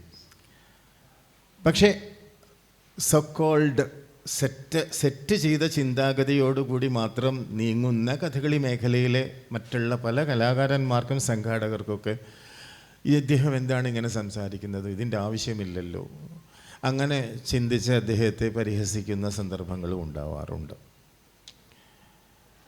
തിരുമേനിയേട്ടനെ സംബന്ധിച്ചിടത്തോളം അദ്ദേഹത്തിൻ്റെ ഭാഷ അച്ചടി ഭാഷ പോലെയാണ്. പലപ്പോഴും സംസാരിക്കുമ്പോഴും കത്തെഴുതുമ്പോഴും ഒക്കെ അതാണ് അതിൻ്റെ ഐഡൻറ്റിറ്റി. അത് തെറ്റെന്ന് ഞാൻ പറയുന്നില്ല, ശരിയെന്ന് ഞാൻ പറയുന്നില്ല. ഈ സ്വാധീനം അദ്ദേഹത്തിൻ്റെ കഥകളി മുദ്രകളിലും ഉണ്ടായിരുന്നു. അദ്ദേഹത്തിൻ്റെ മുദ്രകൾക്ക് നല്ല അച്ചിലിട്ടതുപോലെയുള്ള മുദ്രകളാണ്. ചെണ്ടക്കാർക്ക് അത് ഫോളോ ചെയ്യാൻ വളരെ എളുപ്പമാണ്. ഉദാഹരണം പറയുകയാണെങ്കിൽ, അല്ലയോ ജ്യേഷ്ഠ, സന്യാസി ദ്വാരകയിൽ വന്നപ്പോൾ അദ്ദേഹത്തിന് വേണ്ട പൂജാപുഷ്പങ്ങളും മറ്റും തയ്യാറാക്കി കൊടുക്കുവാൻ സഹോദരിയെ നിയോഗിച്ചത് ജ്യേഷ്ഠൻ തന്നെയല്ലേ? അതാണ് കൃഷ്ണൻ്റെ അതിൽ ഇംപ്രവൈസേഷനൊക്കെ അങ്ങോട്ടും ഇങ്ങോട്ടൊക്കെ ഉണ്ടാവാം. ആശയം ഇതാണ്. അപ്പോൾ അതിന് ഉത്തരമായി അതിനെ വിവാഹം കഴിച്ചു കൊടുക്കേണ്ടതുണ്ടോ എന്നാണ്. അപ്പോൾ അതിന് വിവാഹം കഴിച്ചു കൊടുക്കേണ്ടതുണ്ടോ എന്നും ആ നിലയ്ക്കും ചോദിക്കാം. അതിന് വിവാഹം കഴിച്ചു കൊടുക്കണോ, അങ്ങനെയും ചോദിക്കാം. അപ്പോൾ ഇത്തരത്തിലുള്ള കൊളോക്യലായിട്ടുള്ള സംഭാഷണ ട്യൂണുകൾ വളരെ വിരളമായിട്ടാണ് തിരുമേനിയേട്ടൻ്റെ കൈകളിൽ നിന്നും വരാറുള്ളത്. അത് വളരെ ഒരു ലേഖനത്തിൻ്റെ ചുരുക്കി പറഞ്ഞാൽ രാമൻകുട്ടി നായർ ആശാൻ്റെ മുദ്ര പദ്ധതിയോടാണ് തിരുമേനിയേട്ടൻ്റെ മുദ്ര പദ്ധതിക്ക് കൂടുതൽ അടുപ്പമുള്ളത് എന്നെനിക്ക് തോന്നിയിട്ടുണ്ട്. അത് കൃത്യം സർവകലഘുവിലായിരിക്കും വീഴുന്നത്. സർവകലഘു വിട്ടിട്ടുള്ള സാധ്യതകൾ കണ്ടെത്തുന്നത് അധികവും കീഴ്പ്പടം കുമാരൻ നായർ ആശാനായിരിക്കും. അദ്ദേഹത്തിന് താളം ഇല്ലാഞ്ഞിട്ടല്ല, പക്ഷേ അതിൻ്റെ പഴുതിലൊക്കെ ഈ നേരത്തെ പറഞ്ഞതുപോലെ അതിന് കല്യാണം കഴിച്ചു കൊടുക്കണമെന്നുണ്ടോ, അതിന് താളമില്ല, അതിന് കല്യാണം കഴിച്ചു കൊടുക്കേണ്ടതുണ്ടോ എന്ന് ചോദിക്കുന്നതും ഇതിന് വ്യത്യാസമുണ്ട്. അപ്പോൾ അത് വളരെ എന്നെ സംബന്ധിച്ചിടത്തോളം കൗതുകകരമായിട്ടുള്ള രണ്ട് പദ്ധതികളാണ്. അത് ശരി ഇത് ശരി അങ്ങനെയൊന്നുമില്ല. ഓരോന്നിനും ഓരോ സ്വഭാവം. തുമ്പപ്പൂവിന് തുമ്പപ്പൂവിൻ്റെ സൗന്ദര്യം, മുക്കുറ്റിക്ക് മുക്കുറ്റിയുടെ സൗന്ദര്യം, താമരപ്പൂവിന് താമരപ്പൂവിൻ്റെ സൗന്ദര്യം, അത്രയേ ഉള്ളൂ. ഇത് അതുപോലെയാവണം, അത് ഇതുപോലെയാവണം എന്നുള്ള നിർബന്ധങ്ങളൊന്നും നമുക്ക് ആവശ്യമില്ല. അങ്ങനെ വളരെ വളരെ സ്വകീയമായ അല്ലെങ്കിൽ സ്വന്തം ശൈലിയിൽ മുദ്രകളുടെ സങ്കേതങ്ങളെയും ആവിഷ്കാര ശൈലിയെയും അദ്ദേഹം ഓരോ തവണയും പരീക്ഷിക്കാറുണ്ട്. അദ്ദേഹത്തിൻ്റെ ശരീരത്തിൻ്റെ വലുപ്പത്തിന് അദ്ദേഹം കാണിക്കുന്ന മുദ്രയുടെ വലുപ്പം എത്ര കണ്ട് ചേർന്ന് പോകുന്നുണ്ട്, അത് ഓരോ ദിവസവും അദ്ദേഹം പരീക്ഷിക്കുന്ന ഒരവസ്ഥയാണ്. മുദ്രകൾ വലുപ്പം കൂട്ടിയാൽ വലുപ്പം കൂടുതലായിട്ട് തോന്നുമോ, മുദ്രകൾ ഒതുക്കുകയാണോ എന്നാണ് വേണ്ടത്, അതൊക്കെ ഓരോ കലാകാരന്മാരും നിയതമായി ചെയ്തുകൊണ്ടിരിക്കുന്നൊരു കാര്യമാണ്. എൻ്റെ വളരെ രസകരമായൊരു അനുഭവം ഞാൻ പറയാം. ഞാൻ ഡിഗ്രി പഠിക്കുന്നത് ഇരിങ്ങാലക്കുട ക്രൈസ്റ്റ് കോളേജിലായിരുന്നു. അപ്പോൾ ഒരു കോളേജിൽ പഠിക്കുമ്പോൾ അവിടുത്തെ കലോത്സവങ്ങളിൽ പങ്കെടുക്കുക എന്നുള്ളതൊരു ബാധ്യതയും ഒരു ചുമതലയുമാണല്ലോ. അങ്ങനെ എനിക്ക് കഥകളി മത്സരങ്ങൾക്കൊക്കെ പോകേണ്ടി വന്നിട്ടുണ്ട്. ഒരു യൂണിവേഴ്സിറ്റി ഇൻ്റർ സോണിൽ ആണെന്ന് തോന്നുന്നു. എനിക്ക് ചെണ്ടക്കാരും പാട്ടുകാരൊന്നുമില്ല, എനിക്ക് കൊട്ടാൻ വേണ്ടി ആരും വന്നിട്ടില്ല.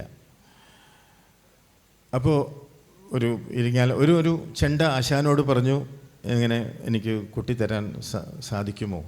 ഞാൻ ചെയ്യാം, അതിനെന്താ ഹരി എന്നൊക്കെ പറഞ്ഞെങ്കിൽ കുറച്ച് കഴിഞ്ഞിട്ട് എന്നോട് വന്ന് പറഞ്ഞു, ഇല്ല, എന്നെ ഏൽപ്പിച്ചിട്ടുള്ള വിദ്യാർത്ഥി കഥകളി മത്സരത്തിനുണ്ട്.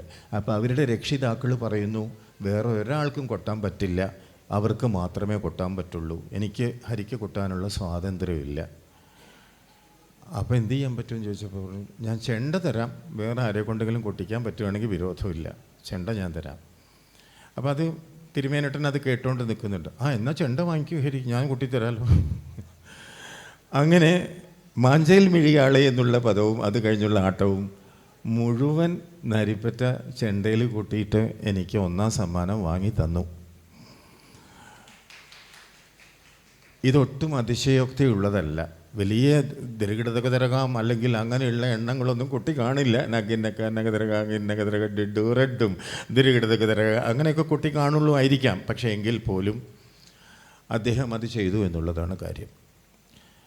അപ്പോൾ ധാരാളം സാധ്യതകൾ കഥകളിയിൽ ഉണ്ട് എന്ന് വിശ്വസിച്ചിരുന്ന ഒരു വലിയൊരു ആചാര്യനായിരുന്നു എൻ്റെ ഗുരുനാഥൻ കീഴ്പ്പടം കുമാരൻ നാരാശാൻ. ഞാനും അത്തരത്തിൽ തന്നെ ചിന്തിക്കുന്ന ഒരാളാണ്. ലോകനാടകവേദിയിലുള്ള എല്ലാ സങ്കേതങ്ങളെക്കാളും സാധ്യതയുള്ള ഒരു കലാരൂപമാണ് കഥകളി എന്നും അതിൽ നമുക്ക് ചെയ്യാൻ സാധിക്കുന്ന കാര്യങ്ങൾ ചെയ്തു തീർക്കുക എന്നുള്ളത് നമ്മുടെ ജീവിത ലക്ഷ്യമാണെന്നും കടമയാണെന്നും കടപ്പാടാണെന്നും പൂർണ്ണമായി വിശ്വസിക്കുന്ന കൂട്ടത്തിൽപ്പെടുന്ന ഒരാളാണ് ഞാനും, അതുപോലെ തിരുമേനിയേട്ടനും. അതുകൊണ്ട് തന്നെ ഒന്നിനും സാധിക്കാതെ ICUവിൽ കിടക്കുന്ന സമയത്ത് അയ്യോ എനിക്ക് ഹിഡുമ്പി ചിട്ടപ്പെടുത്താൻ പറ്റിയില്ലല്ലോ, അങ്ങനെ ചിന്തിക്കേണ്ട ഒരു ബേജാറ് എനിക്കുണ്ടാവാൻ പോകുന്നില്ല. എന്തൊക്കെയാണോ നമുക്ക് ചെയ്യാൻ സാധിക്കുന്നത് അത് ദോഷമായ ഒരു കാര്യമല്ലെങ്കിൽ, മോഷണമോ അങ്ങനെയുള്ള കാര്യമൊന്നും അല്ലെങ്കിൽ, സർഗാത്മകമായ എന്തെല്ലാം ചെയ്യാൻ സാധിക്കുമോ അതൊക്കെ ചെയ്യാനുള്ളത് തന്നെയാണ് എൻ്റെ ഈ ജീവിതം. അതൊക്കെ ചെയ്യാൻ തന്നെയാണ് ഞാൻ കഥകളി പഠിച്ചത്, അതൊക്കെ ചെയ്യാൻ തന്നെയാണ് ഞാൻ കർണാടക സംഗീതം പഠിച്ചത്, അതൊക്കെ ചെയ്യാൻ തന്നെയാണ് ഞാൻ ശില്പം ചെയ്യാൻ തുടങ്ങിയത് എന്നുള്ള ഉത്തമ ബോധ്യത്തോടു കൂടി തന്നെയാണ് ഞാൻ ജീവിക്കുന്നത്. അതിനെ വളരെയധികം സന്തോഷത്തോടു കൂടിയും വലിയ മനസ്സോടുകൂടിയും സപ്പോർട്ട് ചെയ്ത ചുരുക്കം കലാകാരന്മാരിൽ, ചുരുക്കം വ്യക്തികളിൽ ഒരാളായിരുന്നു തിരുമേനിയേട്ടൻ. ഞാൻ നേരത്തെ പറഞ്ഞല്ലോ, ഞങ്ങൾ 10-11 വയസ്സിൻ്റെ വ്യത്യാസമുണ്ടെങ്കിൽ പോലും ഞങ്ങൾ വളരെ ആത്മസുഹൃത്തുക്കളായിരുന്നു. എൻ്റെ പല പരാധീനതകളും മനസ്സിലാക്കുകയും അതിനു വേണ്ട നിർദ്ദേശങ്ങൾ തരുകയും അതിനു വേണ്ട പോംവഴികൾ മനസ്സിലാക്കി തരുകയും ചെയ്ത ഒരു വലിയ മനസ്സിൻ്റെ ഉടമയായിരുന്നു അദ്ദേഹം. അദ്ദേഹത്തിൻ്റെ കെയർ ഓഫിൽ ചിലപ്പോൾ തൃശ്ശൂർ ക്ലബ്ബിലോ അല്ലെങ്കിൽ വേറെ ഏതെങ്കിലും സ്ഥലത്തോ കുട്ടനെല്ലൂരോ അവിടെയും ഇവിടെയൊക്കെ വല്ല കഥകളിക്കും കുചേലവൃത്തം രുക്മിണിയോ ഒക്കെ കെട്ടാൻ പ്രൈവറ്റ് കളി എന്നുള്ള നിലയ്ക്ക് എന്നെ അദ്ദേഹം ഏൽപ്പിക്കുമ്പോൾ എനിക്കുള്ള വളരെ ഖാദിക്ക് റിബേറ്റ് വരുന്ന സമയത്ത് അച്ഛൻ ഞങ്ങൾക്ക് 4 ഷർട്ടും 4 നിക്കറും വാങ്ങിത്തരും. അപ്പോൾ അത് വെച്ചിട്ട് വേണം ഒരു വർഷം മുഴുവൻ ജീവിക്കാൻ. അപ്പോൾ ഇത്തരത്തിലുള്ള ഒരു ഷർട്ടും നിക്കറും ഒക്കെ ഇട്ടിട്ട് ഈ കളിക്ക് പോകുന്ന സമയത്ത് തിരുമേനേട്ടൻ പറയും, നോ, ഇങ്ങനെ ഇതൊന്നും ഇട്ടിട്ട് വരാൻ പറ്റില്ല. ഒരു കളിക്ക് പോകുമ്പോൾ ഒരു first impression is the best impression എന്ന് പറയുന്ന മാതിരി. എനിക്കതിനെക്കുറിച്ചൊന്നും അറിഞ്ഞുകൂടാ. അപ്പോൾ ആ കാലഘട്ടത്തിൽ ഞാൻ പേഴ്സണലി അനുഭവിച്ചിരുന്ന ധാരാളം ഇത്തരം പ്രശ്നങ്ങൾക്കൊക്കെ ഒരു വലിയ ഒരു ഉപദേഷ്ടാവും, എങ്ങനെയാണ് ബിഹേവ് ചെയ്യേണ്ടത്, എങ്ങനെയാണ് പെരുമാറേണ്ടത്, അങ്ങനെയുള്ള പല കാര്യങ്ങളും എനിക്ക് പറഞ്ഞു തന്നിട്ടുള്ള ഒരു ഗുരുസ്ഥാനീയൻ തന്നെയാണ് തിരുമേനേട്ടൻ എന്ന് ഞാൻ ഓർത്തു പോവുകയാണ്.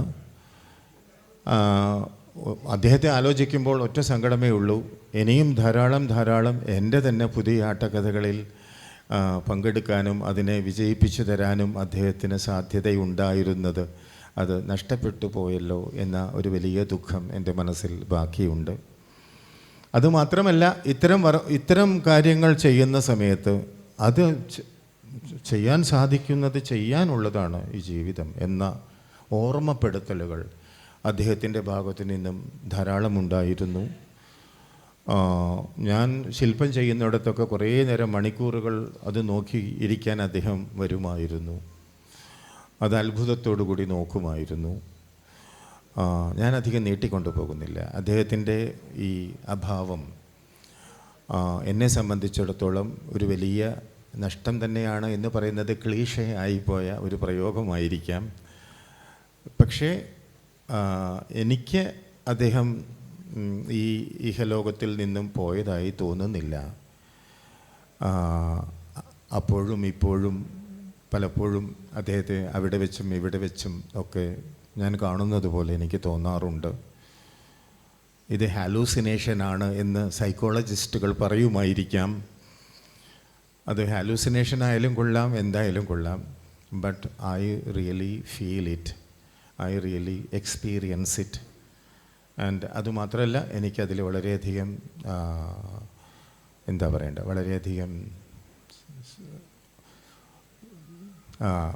സന്തോഷങ്ങൾ തരുന്ന ഒരു സന്ദർഭങ്ങളാണ് അതെല്ലാം. ഞാൻ 24 കഥകളി ലോകത്തെ മൺമറഞ്ഞ ഗുരുനാഥന്മാരുടെ ശില്പങ്ങൾ സദനത്തിൽ ഉണ്ടാക്കി കഴിഞ്ഞു. തൊട്ടു മുൻപായി ചെയ്തത് ഉണ്ണികൃഷ്ണക്കുറുപ്പാശാൻ്റെയും അതുപോലെ അച്ചുണ്ണിപ്പൊതുവാളാശാൻ്റെയും ഒക്കെ ശില്പങ്ങളാണ്. ഇപ്പോൾ ഞാൻ കോട്ടക്കൽ കൃഷ്ണൻകുട്ടി നായരാശാൻ സദനത്തിൽ കുറച്ചു കാലം ജോലി ചെയ്തിരുന്നു എന്നുള്ളത് കൊണ്ട് അദ്ദേഹത്തിൻ്റെ ശില്പം ചെയ്തുകൊണ്ടിരിക്കുകയാണ്. വിദൂര ഭാവിയിൽ അടുത്ത വർഷത്തേക്ക് തന്നെ ആകുമോ എന്ന് എനിക്ക് അറിഞ്ഞുകൂടാ. എന്നെങ്കിലും തിരുമേനിയേട്ടൻ്റെ അർദ്ധകായ പ്രതിമ എൻ്റെ കൈവിരലുകളിൽ ഉണർന്നു വരും എന്ന് ഞാൻ പ്രതീക്ഷിക്കുകയാണ്. അതിന് കാലം എനിക്ക് ശക്തി നൽകട്ടെ, സമയം എന്നെ അനുഗ്രഹിക്കട്ടെ എന്ന് പ്രാർത്ഥിച്ചുകൊണ്ട്, ഇതാരും ആവശ്യപ്പെട്ടിട്ടല്ല, ആവശ്യപ്പെടാതെ തന്നെ ചെയ്യേണ്ട ഒരു ചുമതല എനിക്കും സദനത്തിനുമുണ്ട്. ഞാനധികം നീട്ടിക്കൊണ്ടു പോകുന്നില്ല. അടുത്ത വർഷത്തേക്ക് തന്നെ ആകുമോ എന്നെനിക്ക് അറിഞ്ഞുകൂടാ. എന്തായാലും അത് സദനത്തിൽ സംരക്ഷിക്കപ്പെടും. അതിൻ്റെ സന്തോഷത്തിലാണ് ഞാൻ. ഒരിക്കൽ കൂടി ഇനിയും ധാരാളം അനുസ്മരിക്കാനുണ്ട്. പക്ഷേ ഇത് കഴിഞ്ഞാൽ കഥകളി അവതരിപ്പിക്കപ്പെടേണ്ടതുള്ളത് കാരണം ഞാൻ എൻ്റെ വാക്കുകൾ അവസാനിപ്പിക്കുന്നു. അതുപോലെ ഞാൻ നേരത്തെ പറഞ്ഞ എൻ്റെ സർഗാത്മകതയെക്കുറിച്ച് ഞാൻ പറഞ്ഞ ഭാഷയിൽ ഔദ്ധിത്യത്തിൻ്റെയോ ഒക്കെ ടോൺ വന്നിട്ടുണ്ടെങ്കിൽ ക്ഷമിക്കുക. അതെൻ്റെ ആത്മവിശ്വാസമാണ്, എൻ്റെ വിശ്വാസവുമാണ്. ഇതൊക്കെ ചെയ്യാനാണ് ഞാൻ ജീവിക്കുന്നത് എന്ന പൂർണ്ണ ഉത്തമ ബോധ്യത്തോടു കൂടി തന്നെയാണ് ഞാൻ ജീവിക്കുന്നത്. ഞാനത് ചെയ്തുകൊണ്ടിരിക്കും, ഞാനത് ചെയ്തിരിക്കും. ഇഷ്ടമുള്ളവർക്ക് ആസ്വദിക്കാം, ഇഷ്ടമുള്ളവർക്ക് അതിനെ നിരാകരിക്കാം. There is no problem. പക്ഷേ തിരുമേനിയേട്ടൻ്റെ അസാന്നിധ്യത്തിൽ ഇങ്ങനെ പരിഗണിക്കപ്പെടുന്ന ഒരു വലിയ ഒരു മനസ്സിൻ്റെ ഉടമയെ എനിക്ക് നഷ്ടപ്പെട്ടു പോയല്ലോ എന്ന തീരാവ്യഥ എന്നെ ഫോളോ ചെയ്തുകൊണ്ട് തന്നെ ഇരിക്കുന്നതിൽ ഞാൻ ദുഃഖം ഇപ്പോഴും അനുഭവിക്കുകയാണ്. ഞാൻ എൻ്റെ വാക്കുകൾ അവസാനിപ്പിക്കുകയാണ്. നന്ദി, നമസ്കാരം. തിരുമേനിയേട്ടൻ്റെ പാതാരവിന്ദങ്ങളിൽ ഓർമ്മകളുടെ വാടാമലരുകൾ അർപ്പിച്ചുകൊണ്ട് ഞാൻ എൻ്റെ വാക്കുകൾ അവസാനിപ്പിക്കുന്നു. നന്ദി, നമസ്കാരം. തിലോദകം സംഘാടക സമിതി ചെപ്പശ്ശേരി ആർദ്രം പാലിയേറ്റീവ് കെയർ സൊസൈറ്റിക്ക് സംഭാവന നൽകുന്ന ചടങ്ങാണ് തുടർന്ന് നടക്കുന്നത്. അത് ഏറ്റുവാങ്ങുന്നത് ഹുസൈൻ വീട്ടി സംഘടനയുടെ പ്രസിഡൻ്റാണ്. എല്ലാ പാലിയേറ്റീവ് പ്രവർത്തകരെയും വേദിയിലേക്ക് ക്ഷണിക്കുന്നു.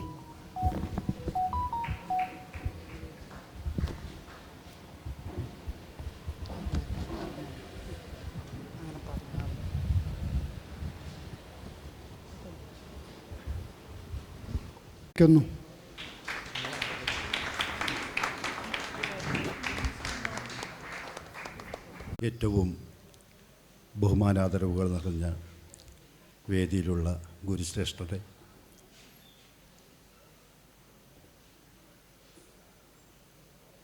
ഇന്ന് 1-ാം ശ്രാദ്ധ ദിനം ആചരിക്കുന്ന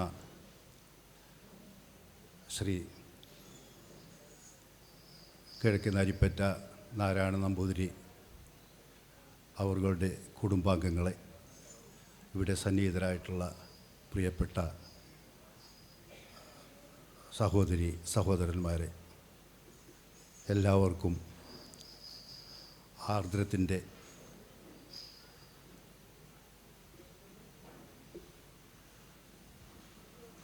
നന്ദി രേഖപ്പെടുത്തുകയാണ് ഈ സമയം. ഒരു വലിയ കർമ്മത്തിന് സാക്ഷിയായി എന്നെനിക്ക് തോന്നുന്നു. പാലിയേറ്റീവ് കെയർ കഴിഞ്ഞ 20 വർഷമായി ചെർപ്പളശ്ശേരിയിൽ പ്രവർത്തിച്ചു വരികയാണ്. മാരക രോഗം ബാധിച്ച് കഠിനമായ വേദന അനുഭവിക്കുന്ന ആളുകളുടെ വേദനയില്ലാതെ അവർക്ക് ലോകത്തോട് വിട പറയാനുള്ള അവസരമൊരുക്കുകയായിരുന്നു ആദ്യം പാലിയേറ്റീവ് കെയർ ചെയ്തിരുന്നത്. അതുകൊണ്ടാണ് അതിന് പെയിൻ ആൻഡ് പാലിയേറ്റീവ് കെയർ എന്ന പേരിൽ അതിനെ അറിയപ്പെട്ടത്.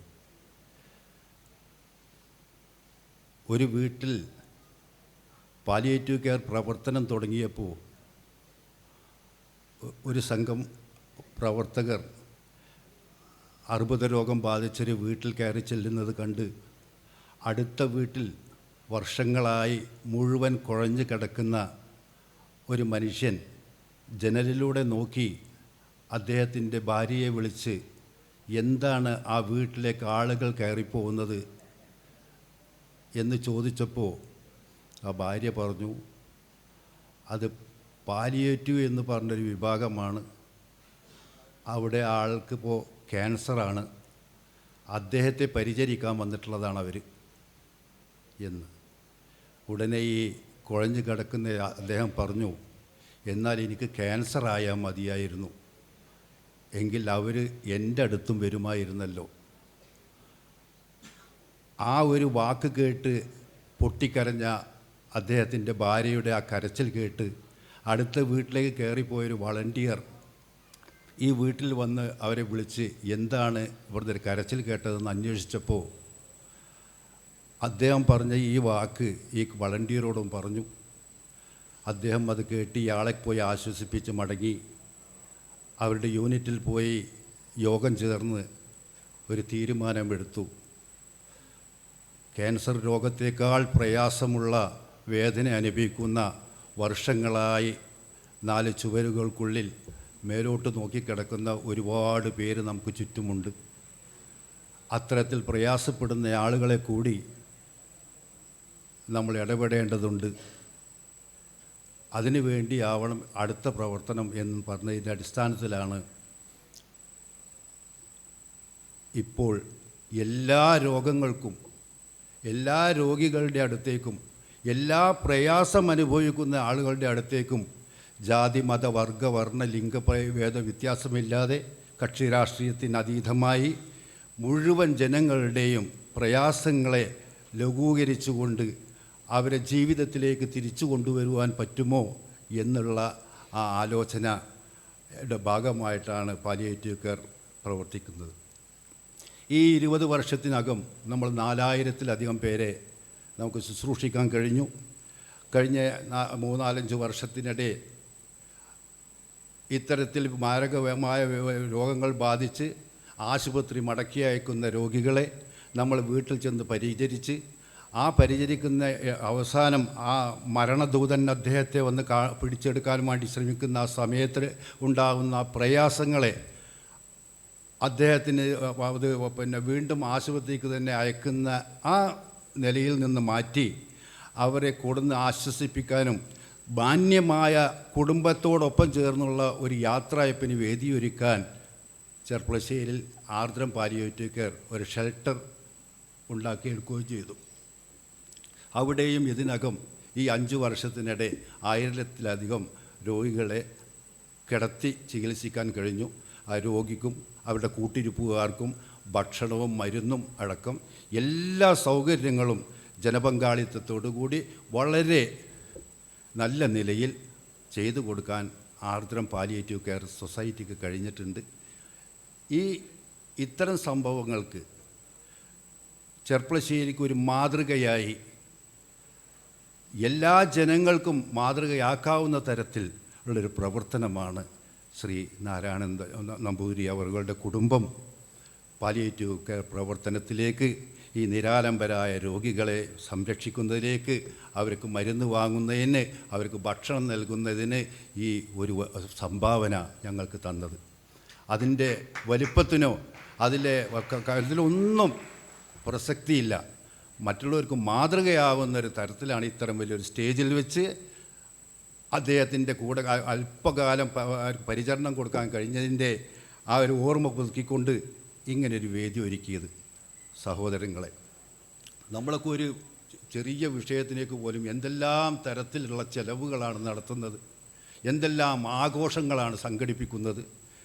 പക്ഷേ ആഘോഷങ്ങൾ സംഘടിപ്പിക്കുമ്പോഴും എന്തെല്ലാം വലിയ വിഭവങ്ങൾ അവിടെ വിതരണം ചെയ്യുന്നുണ്ടെങ്കിലും നമ്മൾ ക്ഷണിച്ചാൽ പോലും ഒന്ന് നീട്ടുവരാൻ പറ്റാതെ, ഒന്ന് സ്വകാര്യത സംരക്ഷിക്കാൻ കഴിയാതെ താൻ കടക്കുന്ന കടപ്പിൽ കിടന്ന് മലമൂത്ര വിസർജനം നടത്തുന്ന മനുഷ്യരെ നമ്മൾ ഒരു നേരം ഓർത്താൽ, നമ്മൾ എല്ലാം മാറ്റിവെച്ച് ഇത്തരത്തിലുള്ള പ്രവർത്തനത്തിലേക്ക് എല്ലാവരും വീട്ടിൽ പോയി ഹോം കെയർ പ്രവർത്തനങ്ങളൊന്നും നടത്തണ്ട.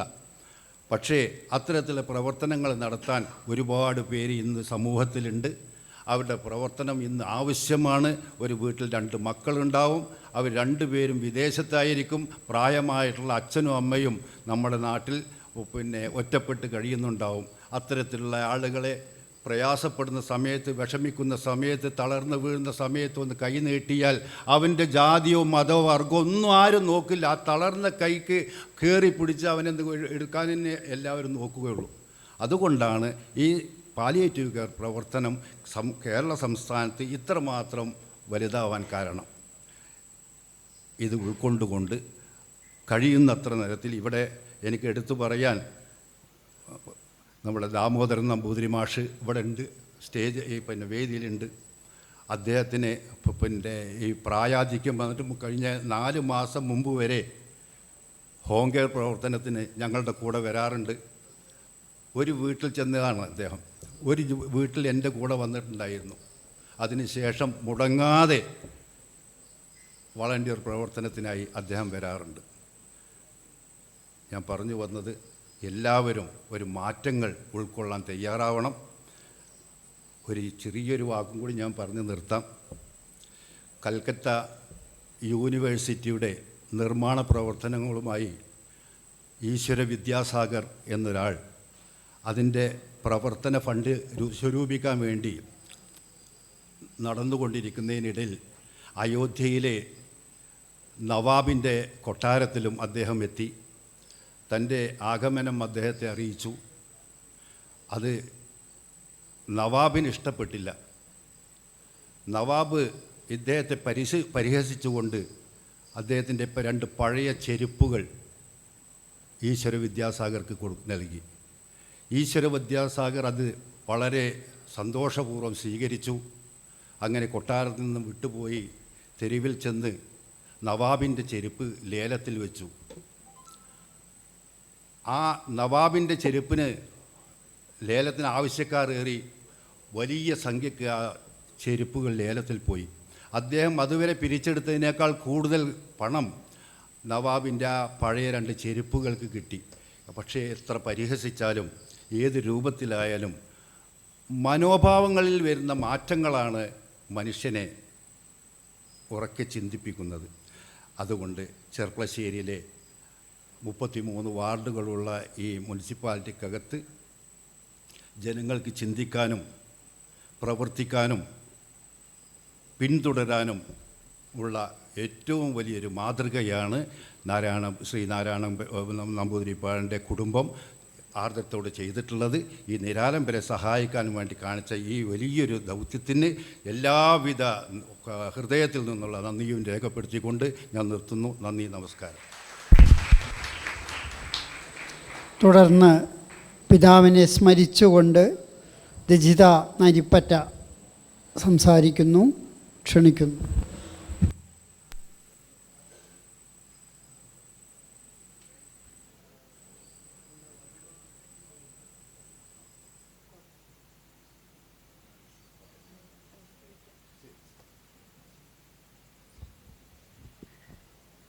വേദിയിലിരിക്കുന്ന ബഹുമാന്യരെ, സദസ്സിലിരിക്കുന്ന പ്രിയപ്പെട്ടവരെ,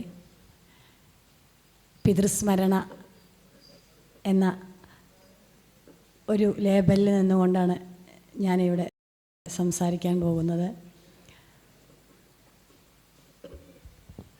ആദ്യം പറയട്ടെ, ദുഃഖിച്ചിരിക്കേണ്ട ഒരു ദിവസം ആണല്ലോ ശരിക്കും. മരിച്ച് 1 കൊല്ലം കഴിയുമ്പോൾ സങ്കടം, കരയുക.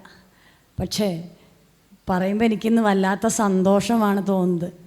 കാരണം രാവിലെ മുതൽ വൈകുന്നേരം വരെ, ഇതാ ഈ നേരം വരെ ഒരുപാട് ആളുകളിങ്ങനെ കണ്ട്, ഒരുപാട് ആളുകൾ കൂടെ ഇരിക്കുകയാണ്. അപ്പോൾ അതിൻ്റെ ഒരു സന്തോഷം, ദുഃഖത്തിൻ്റെയൊക്കെ അപ്പുറം വല്ലാത്തൊരു സന്തോഷത്തിലാണ് ഇപ്പോൾ നിൽക്കുന്നത്. അച്ഛനെക്കുറിച്ച് സ്മരണ എന്ന് പറയുമ്പോൾ സ്വാഭാവികമായിട്ടും കുറേ പറയാനുണ്ടാവും.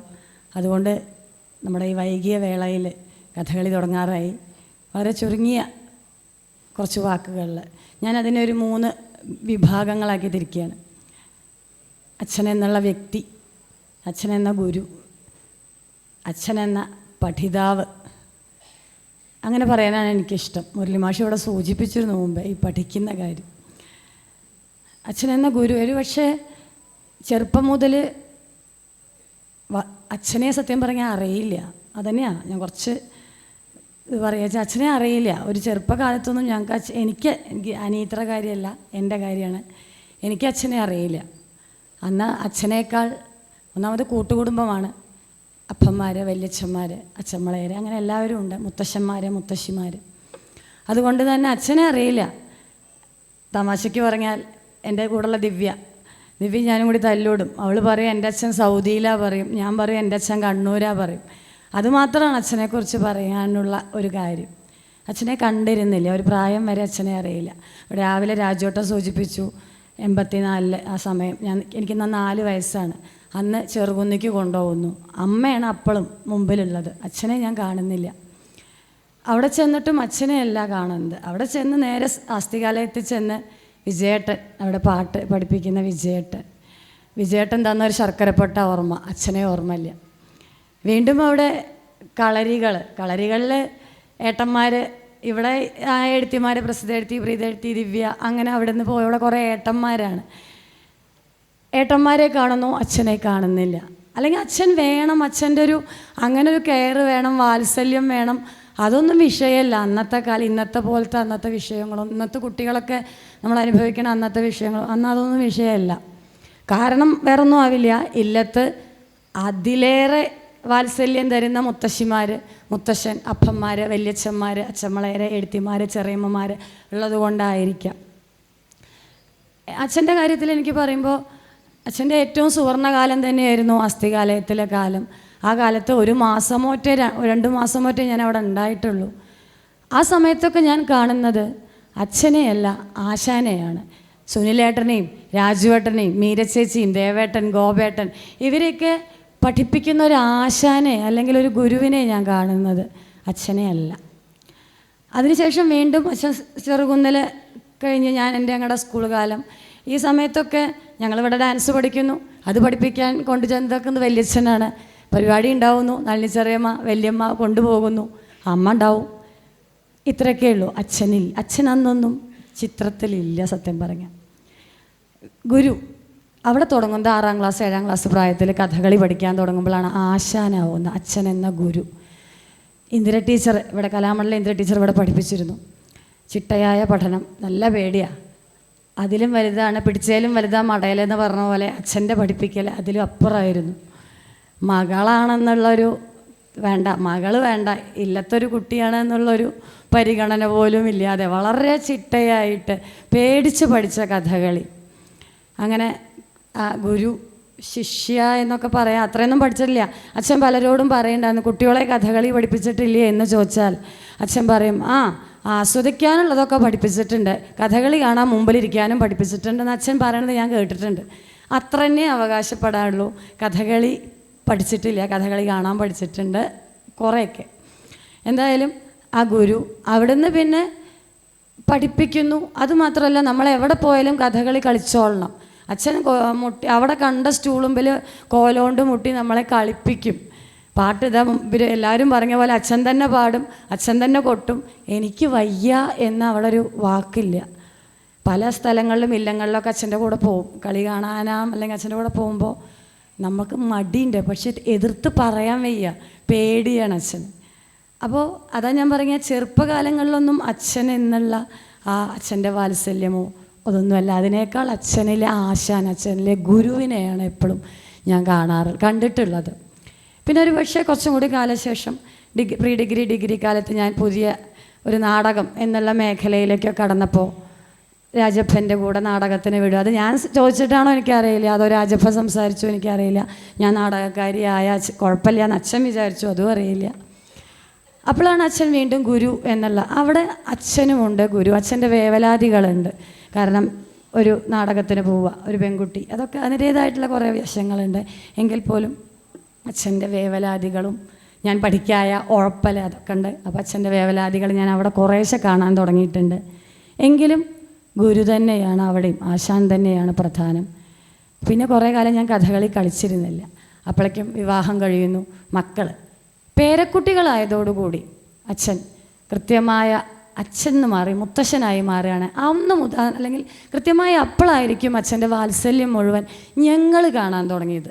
ഞാനോ അല്ലെങ്കിൽ അനീതിയോ ഇല്ലത്തുള്ളവരൊക്കെ കാണാൻ തുടങ്ങിയത് ആ പേരക്കുട്ടികളായപ്പോൾ അവരെ പഠിപ്പിക്കുന്ന രീതിയും ഒക്കെ തുടങ്ങിയപ്പോഴാണ് അച്ഛൻ്റെ ആ വാത്സല്യം എന്ന ഒരു ഇത് കാണാൻ തുടങ്ങിയത്. അപ്പോൾ അച്ഛനിലെ ആശാനെയാണ് ഞാൻ എൻ്റെ ജീവിതകാലം മുഴുവൻ, ഒരുപക്ഷെ വയ്യാതെ കിടന്നപ്പോഴും ആ സമയത്ത് ഒക്കെ ആയപ്പോഴേക്കും അച്ഛൻ്റെ വാത്സല്യം എന്ന് മാറി ഞങ്ങൾ അച്ഛന് കൊടുക്കേണ്ട ഒരു വാത്സല്യം, ഞങ്ങൾ അച്ഛനെ വാത്സല്യത്തോടു കൂടി പരിചരിക്കേണ്ട ഒരു അവസ്ഥയിലേക്ക് അച്ഛെത്തി. അച്ഛൻ അവിടെ ഇരിക്കൂ, അച്ഛൻ അവിടെ എഴുതൂ എന്ന് പറയേണ്ട ഒരവസ്ഥയ്ക്കൊക്കെ എത്തിയിരുന്നു. അത് ഞങ്ങൾ ചെയ്തിരുന്നു. അപ്പോൾ അച്ഛൻ്റെ വാത്സല്യം എന്ന് പറഞ്ഞേക്കാൾ എനിക്ക് അച്ഛൻ ആശാനായിട്ട് കാണുന്നതായിരുന്നു ചെറുപ്പകാലം മുതൽ ഇതുവരെ. പിന്നെ മുമ്പ് മുരളി മാഷൊക്കെ സൂചിപ്പിച്ച പോലെ അച്ഛൻ ഒരു പഠിതാവാണ്, എന്നും മികച്ച വിദ്യാർത്ഥിയാണ്. അച്ഛൻ ഇടയ്ക്ക് പറയാറുണ്ട്, ഇല്ലത്ത് അന്ന് 10ാം ക്ലാസ് പാസ്സാവുക എന്നൊക്കെ പറഞ്ഞാൽ നല്ല ബുദ്ധിമുട്ടുള്ള കാര്യമാണ്, ഇന്നത്തെ പോലെ അല്ലല്ലോ. 10ാം ക്ലാസ് പാസ്സായത് അച്ഛൻ മാത്രമാണ് ഇല്ലത്തെ ആദ്യത്തെ ചാൻസിൽ മികച്ച വിദ്യാർത്ഥിയായിരുന്നു എന്ന് അച്ഛൻ സമാധാനിക്കുന്ന കാണാറുണ്ട്. അതുപോലെ ഹിന്ദി പഠിച്ചിട്ടുണ്ടെന്നും കേട്ടിട്ടുണ്ട്, ഹിന്ദി പരീക്ഷ, ടീച്ചറാവാനുള്ള പരീക്ഷ. പക്ഷെ അതിലേറെ ഏത് കാലത്തും അച്ഛൻ പഠിക്കണ കാര്യത്തിൽ എല്ലാവർക്കും ഒരു മാതൃകയാണ്. ഞങ്ങൾക്കൊക്കെ ഒരു ബുദ്ധിമുട്ടുമാണ്. അത് ഞാൻ എന്നല്ല, ഇവിടെ പലരും പത്തിപ്പറ്റ രവിയേട്ടനോടൊക്കെ ചോദിച്ചാൽ അറിയാം, രാജാവിൻ്റെ രവിയേട്ടൻ എല്ലാവർക്കും അത് എന്ത് പഠിച്ചാലും അതിൽ സംശയം ഉണ്ടാവും, അത് ഉടൻ അയക്കുകയാണ്. അവർക്കത് ബുദ്ധിമുട്ടാവുമൊന്നും അച്ഛന് വിഷയമല്ല, അച്ഛനത് അയക്കും, അതിനുള്ള മറുപടി അച്ഛൻ സമ്പാദിക്കും. പിന്നെ ഈ പഠിക്കുമ്പോൾ നമ്മൾ കൂടെ പഠിക്കണം. അത് ഇല്ലത്തുണ്ടെങ്കിൽ അപ്പം ഇരുന്ന് പഠിക്കണം, എന്തുണ്ടെങ്കിലും അപ്പം മെസ്സേജ്, പിന്നെ വാട്സപ്പൊക്കെ ആയപ്പോൾ അപ്പം മെസ്സേജ് വരും, അച്ഛൻ അത് ഇന്നത് പഠിച്ചു, അത് നമ്മൾ പഠിക്കണം. പഠിച്ചില്ല വെച്ചിട്ടിപ്പോൾ ഒരു വിരോധം അങ്ങനെയൊന്നുമില്ല, ചോദ്യം ചോദിക്കലൊന്നുമില്ല, എങ്കിലും നിങ്ങളത് അറിയണം, ഞാനും പഠിച്ചു നിങ്ങളും അത് പഠിക്കണം എന്ന് പറയും.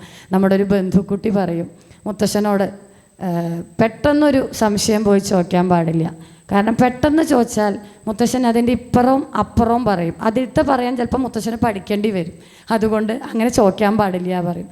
ശരിയാണ്, അച്ഛനോട് എന്ത് ചോദിച്ചാലും അച്ഛനതിനും അപ്പോൾ ഒരു ചെറിയ മറുപടി പറയുന്നുണ്ടാവുള്ളൂ, പക്ഷേ അത് പഠിച്ച് പിന്നീട് അത് പറഞ്ഞു തരും. അത് പലപ്പോഴും അനുഭവം ഉണ്ടായിട്ടുണ്ട്, പലർക്കും ഉണ്ടായിട്ടുണ്ടാവും.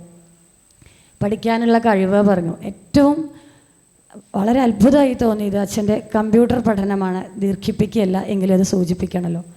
കമ്പ്യൂട്ടർ പഠനം, അമ്മ ഹെഡ് ടീച്ചറായിരിക്കുന്ന സമയത്താണ് കമ്പ്യൂട്ടർ സഹായം തുടങ്ങിയത്. അന്ന് പഠിക്കാൻ തുടങ്ങിയ പഠനം, അന്നത്തെ ഗുരുക്കന്മാർ ആരൊക്കെ ചോദിച്ചാൽ അറിയില്ല.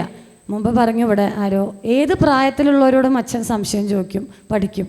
ഇപ്പോൾ ഞങ്ങളുടെ അച്ഛമ്മള്ള മകൻ ഉണ്ണിയേട്ടൻ, മണിയേട്ടൻ, ഏട്ടന്മാർ പലരും, അപ്പുറത്തുള്ള അങ്ങേലത്തെ കുട്ടികൾ, അങ്ങനെ വരണവരോടും പോണവരോടും സംശയം ചോദിക്കും, അത് പഠിക്കും. പഠിച്ച് നീലാണ്ടേട്ടൻ്റെ പുസ്തകം ഇറങ്ങിയ സമയത്ത്, MN നീലാണ്ടേട്ടൻ്റെ പുസ്തകം ഇറങ്ങിയ സമയത്ത് ഇത് മുഴുവൻ ടൈപ്പ് ചെയ്ത്, സ്വയം ടൈപ്പ് ചെയ്ത് മലയാളത്തിൽ കയറ്റുകയാണ്. എന്നിട്ട് അതാണ് PDF ആക്കാൻ കൊടുക്കുന്നത്. അമ്മയുടെ സഹായമുണ്ട്. അന്ന് ഇവർക്ക് പ്രാന്തായിരുന്നു, രണ്ടാക്കാൻ അങ്ങോട്ട് പോകാൻ പറ്റില്ല, എപ്പോഴും കവിതയും. നീലാണ്ടേട്ടനായിരുന്നു അവിടെ ഫുള്ളുണ്ടായിരുന്നത്. അപ്പോൾ അത്തരത്തിൽ പഠിക്കുക എന്നുള്ളത് എല്ലാ കാലത്തും ഉണ്ടായിരുന്ന അച്ഛൻ്റെ ഒരു സ്വഭാവമാണ്. വായന, പേപ്പർ മുഴുവൻ അരിച്ചു പറക്കും, ടോയ്ലറ്റിൽ പോകുമ്പോൾ പേപ്പർ വായിക്കും, അവിടെ പോകുമ്പോൾ വായിക്കും, അതിൽ ചില സംശയങ്ങൾ കണ്ട് അവിടെ എഴുതി വയ്ക്കും, മാർക്ക് ചെയ്യും. പിന്നെ ഏറ്റവും പ്രധാനം ഡേറ്റ് ഇടും. എന്തെങ്കിലും പ്രധാനപ്പെട്ട സാധനം കണ്ട് അവിടെ മാർക്ക് ചെയ്തിട്ടുണ്ടാവും, ഡേറ്റ് ഇട്ട് സൂക്ഷിച്ചു വയ്ക്കും, ഒരു ഇനീഷ്യലും ചെയ്തിട്ടുണ്ടാവും. ഇതൊക്കെ അച്ഛൻ്റെ സ്വഭാവങ്ങളാണ്, പഠിക്കണേൻ്റെ സ്വഭാവങ്ങളാണ്. ഈ കമ്പ്യൂട്ടർ പഠനം എന്ന് പറഞ്ഞ പോലെ തന്നെ അതിനോട് ചേർത്ത് പറയാവുന്നതാണ് അച്ഛൻ്റെ ഈ ഫെലോഷിപ്പ് വർക്കുകൾ, അല്ലെങ്കിൽ അങ്ങനത്തെ പേപ്പറുകൾ. ഇതിനൊക്കെ വേണ്ടി എടുക്കണ എഫേർട്ട്. മുമ്പ് രാജാനന്ദേട്ടൻ പറഞ്ഞു, എന്തിനാണ് ഇങ്ങനെ ചെയ്യണേ എന്ന് പലപ്പോഴും നമ്മളും ചോദിച്ചു പോയ ചില അവസരങ്ങളുണ്ട്. ഫെലോഷിപ്പ് 4 ഘട്ടമായിട്ട് കൊടുക്കണം. ഈ 4 ഘട്ടം ഒരു ഫെലോഷിപ്പാണ് അച്ഛൻ അനുവദിച്ചത്. അച്ഛനൊരു 5 ഫെലോഷിപ്പിന് അല്ലെങ്കിൽ ഒരു 6 ഫെലോഷിപ്പിനുള്ള വർക്ക് ചെയ്തിട്ടുണ്ട്. അതിവിടെ പലർക്കും, അച്ചുവേട്ടൻ എല്ലാവർക്കും അറിയാം, ഞാൻ പേരെടുത്ത് പറയല്ല. വർക്ക് ചെയ്യുക, പഠിക്കുക, വർക്ക് ചെയ്യുക. ആ സാധനം പഠിച്ച് എത്ര ചെയ്താലും മതിയാവില്ല. ടൈപ്പ് ചെയ്ത് എത്രയോ തവണ ടൈപ്പ് ചെയ്തിട്ടുണ്ട്. ഞാൻ അവസാന ദിവസങ്ങളിലാണ് ഞാൻ പോയി അതൊന്ന് സെറ്റാക്കാൻ ശ്രമിക്കുക. ഞാനോ അനിയത്തിയോ ഞങ്ങൾ തോൽക്കും. കാരണം അച്ഛൻ ചെയ്ത 50 പേജുള്ള 40 പേജുള്ള സാധനത്തിന് അച്ഛനൊരു 200-250 പേപ്പർ, അതിശയോക്തിയല്ല, ചെയ്തിട്ടുണ്ട്. അത് സ്വയം വരച്ചതാവാം, ചിലപ്പോൾ രാജപ്പൻ വരച്ചു കൊടുത്താവാം, ചിലപ്പോൾ വേറൊരാൾ വരച്ചു കൊടുത്തതാവാം. ഇത് മുഴുവനും കിടക്കവും ഇതെങ്ങനെ നമ്മൾ കൂട്ടിച്ചേർക്കും എന്നാലോചിച്ച് അന്തം വിട്ടിരുന്നുണ്ട്. അപ്പോൾ ഇത്തരത്തിൽ പഠിച്ച് ആ പാഠങ്ങളെ നമുക്കൊക്കെ തരികയായിരുന്നു ചെയ്തിരുന്നത്. ഇവിടെ പല ശിഷ്യരും ഉണ്ട്, അവർക്കറിയാം. വെറും കഥകളിയല്ല അച്ഛൻ പഠിപ്പിക്കാറ്. കളരി അടിച്ചു വാരൽ മുതൽ അച്ഛൻ പറയും കുമാരേട്ടൻ ചെയ്തിരുന്നു. അച്ഛൻ എപ്പോഴും പറയും കുമാരേട്ടൻ ചെയ്യിപ്പിച്ചിരുന്നു എന്ന് പറയും. അതന്നെ ഞങ്ങളെ കളരി അടിച്ചൂരിക്കൊള്ളണം, കളരി അടിച്ചൂരിയാ തുടയ്ക്കുക. ഇന്നത്തെ കാലത്തെ കുട്ടികളോട് ഞങ്ങൾക്ക് അത് ചെയ്യിപ്പിക്കാൻ പറ്റണില്ല എന്നുള്ളത് വേറൊരു ദുഃഖം. എങ്കിലും അന്ന് ഞങ്ങൾ ചെയ്തിരുന്നു. അടിച്ചൂരി തുടയ്ക്കുക, ചൂല അവിടെ കൊണ്ടുവയ്ക്കുക, മുട്ടി അവിടെ വയ്ക്കുക, ഇന്ന കഴിഞ്ഞാൽ എടുത്തത് എടുത്തോർത്ത് വെക്കണം. അത് നിർബന്ധമായിരുന്നു. അത് മുഴുവൻ ഞങ്ങൾ ചെയ്തു എന്നല്ല, എങ്കിലും കുറേയൊക്കെ അതൊക്കെ പാഠങ്ങളാണ്. അച്ഛനിലെ ഗുരു, അച്ഛനിലെ പഠിതാവ്, അച്ഛനെന്ന വ്യക്തിയെക്കുറിച്ച് പറയുമ്പോൾ പലതരം ഓരോ വ്യക്തിക്കും അവരുടേതായുള്ള പ്രശ്നങ്ങളും ഗുണങ്ങളും എല്ലാം ഉണ്ട്. ഏറ്റവും സന്തോഷം എന്താ വെച്ചാൽ അച്ഛന് ബഹളങ്ങളില്ല. ഇവിടെ പലരും പറഞ്ഞു ഈ അമിതമായ ആവേശപ്രകടനങ്ങളോ ബഹളങ്ങളോ അച്ഛൻ ഉണ്ടാവില്ല. ഇപ്പോൾ എനിക്ക് ഏറ്റവും സന്തോഷം അല്ലെങ്കിൽ പറയേണ്ട ഉദാഹരണം, ഇല്ലത്തൊരു ഫംഗ്ഷൻ, ഞങ്ങളുടെ ഇല്ലത്ത് പലർക്കും അറിയുണ്ടാവും, എന്ത് വിശേഷമുണ്ടെങ്കിലും അവിടെ ഒരു ചൊല്ലിയാട്ടം വേണം എന്ന് നിർബന്ധം പിടിക്കുക അച്ഛനാണ്. അവിടെ അച്ഛൻ്റേതായുള്ള ആ ഒരു മേഖലയിൽ കൃത്യമായി അച്ഛൻ്റെ കാര്യങ്ങളൊക്കെ ചെയ്യും. ബാക്കിയുള്ള എന്ത് നിങ്ങൾ ബഹളം വെച്ചോളി, ഞാൻ അവിടെ അങ്ങോട്ട് വരില്ല, അല്ലെങ്കിൽ വരില്ല എന്നല്ല, അവിടെ എവിടെയെങ്കിലും ഉണ്ടാവില്ല എന്നല്ല, എങ്കിലും അവനോൻ്റെ കാര്യം കൃത്യമായിട്ട് ചൊല്ലിയാട്ടം എന്ന് പറഞ്ഞാൽ കൃത്യമായി ഇന്നത് ചൊല്ലിയാടണം. അത് ആദ്യം പഠിപ്പിച്ചിട്ടുണ്ടാവും. ചെണ്ട വേണം, മദ്ദളം വേണം, എല്ലാം തീരുമാനിച്ചിട്ടുണ്ടാവും. ഈ അവസാനം വരെയും അച്ഛൻ അങ്ങനെയായിരുന്നു. അപ്പോൾ ബഹളങ്ങളില്ലാതെ വളരെ മിതമായി സംഭാഷണം. ഇടയ്ക്ക് തോന്നും അച്ഛനെ കുറച്ചും കൂടിയൊക്കെ വർത്താനം പറഞ്ഞുകൂടെ എന്നൊക്കെ തോന്നിയിട്ടുണ്ട്. ചില മീറ്റിങ്ങുകളൊക്കെ സംസാരിക്കുമ്പോൾ എന്തിനാ അച്ഛൻ എത്ര വേഗം, നമ്മളിങ്ങനെ പ്രതീക്ഷിക്കും അച്ഛനൊന്നും പറയാതെ ഇറങ്ങിപ്പോരും. അത്രേ വേണ്ടു അവിടെ. ഇത് പറയുമ്പോൾ ഒരു കാര്യം കൂടി, അരങ്ങത്തുള്ള ചില മിതത്വത്തിനെ കുറിച്ചൊന്ന് പറയട്ടെ. പറയാൻ ഞാൻ ആളല്ല, എങ്കിലും അച്ഛൻ പറഞ്ഞൊരു വാചകം ഇവിടെ, ഈ മിതം എന്ന് പറയുമ്പോൾ അച്ഛൻ്റെ ഒരു മാതലി, ഇവിടെ തന്നെയാണോ ഓർമ്മയില്ല, മാതലി വേഷം ഉണ്ടായി. അപ്പോൾ ഞാൻ അതിൻ്റെ തൊട്ട് മുമ്പേ ഒരു മിടുക്കൻ അല്ലെങ്കിൽ ഒരു യുവ കലാകാരൻ്റെ മാതലി ഞാൻ കണ്ടു. അതിന് ശേഷമാണ് അച്ഛൻ്റെ മാതലി കാണുന്നത്. ചോദിക്കാൻ പാടില്ല, എങ്കിലും അച്ഛൻ എന്തേ ഒന്നും ചെയ്യാങ്ങിയെന്നല്ല ഞാൻ ചോദിച്ചത്. അച്ഛൻ എന്താ അങ്ങനെ ചെയ്ത് വെച്ചു, അത് അയാളാണ്, അല്ലെങ്കിൽ ആ കുട്ടിയാണ്, പഠിച്ചിറങ്ങിയ കുട്ടിയാണ്. പക്ഷേ ഇത് അന്ന് അച്ഛന് 60 വയസ്സായുള്ള ഒരു നരിപ്പറ്റ നാരായണൻ നമ്പൂതിരി എന്ന കലാകാരനാണ്. അദ്ദേഹത്തിന് അറിയാം എന്താണ് മാതലി എന്ന്. അവിടെ കിടന്ന് ബഹളം കൂട്ടി അതല്ല വേണ്ടത് എന്ന് അന്ന് അച്ഛൻ പറഞ്ഞു. അപ്പോൾ ശരിയാണ്, നമ്മൾ ഓരോ പ്രായത്തിലെത്തുമ്പോൾ അതിൻ്റേതായുള്ള അനുഭവങ്ങൾ വരുമ്പോൾ നമ്മൾ അത്തരത്തിൽ നമ്മുടെ പെർഫോമൻസുകളെ ചിലപ്പോൾ മിതപ്പെടുത്തേണ്ടി വരും എന്ന് തോന്നിയിട്ടുണ്ട്. പിന്നെ കാട്ടാളൻ, അതും കൂടി സൂചിപ്പിക്കട്ടെ. കാട്ടാളൻ്റെ അച്ഛൻ്റെ ആട്ടത്തിനെ കുറിച്ച് പറഞ്ഞു. ഞാൻ എപ്പോഴും കാട്ടാളൻ്റെ ചടുലമായ കുറേ ആട്ടങ്ങളാണ്, എല്ലാ കലാശങ്ങളും. അച്ഛൻ്റെ കലാശങ്ങൾക്ക് ഒരു പ്രത്യേകത തോന്നിയിട്ടുണ്ട്. അവസാനം കലാശത്തിൻ്റെ ശക്തി ഇങ്ങനെ കുറഞ്ഞു വരണ പോലെ തോന്നുന്നുണ്ട്. ആദ്യമായിട്ടുള്ള കലാശമല്ല. അതെനിക്ക് തോന്നി പണ്ട് ചോദിക്കാൻ പേടിയായിരുന്നു, സത്യം. ഇവിടെ 2-ാം ദിവസം കാട്ടാളുണ്ടായപ്പോൾ ചോദിക്കാൻ പേടിയായിരുന്നു. പക്ഷേ കുറേ കഴിഞ്ഞപ്പോൾ ഞാൻ ചോദിച്ചപ്പോൾ അച്ഛൻ പറഞ്ഞത്, കാട്ടാളൻ ഈ ദമയന്തിയുടെ ശാപം കൊണ്ട് അല്ലെങ്കിൽ അത് ശക്തി കൊണ്ടാണ് ദഹിക്കുന്നത്. പക്ഷെ ദമയന്തി വന്ന മുതൽ തന്നെ ആ ശക്തി ഇങ്ങനെ ചൂട് തോന്നിയിട്ടുണ്ടാവും. അപ്പോൾ പിന്നെ നരിപ്പറ്റയുടെ കാട്ടാളൻ അങ്ങനെ ഇല്ലാതെ ആവാം. അത് നല്ലൊരു വീക്ഷണമായിട്ട് എനിക്ക് അന്ന് തോന്നി. അപ്പോൾ ഇത്തരത്തിൽ മിതമായ രീതിയിൽ തൻ്റെ ഇടം കൃത്യമായി കാണിച്ച ഒരു വ്യക്തിയാണ് അച്ഛനെന്ന് എനിക്കെപ്പോഴും തോന്നാറുണ്ട്. ഒരുപാട് ഇനിയും പറയാനുണ്ട്, എങ്കിലും ഇവിടെ നമ്മുടെ സമയം എന്നുള്ളത് വളരെ പരിമിതമാണ്.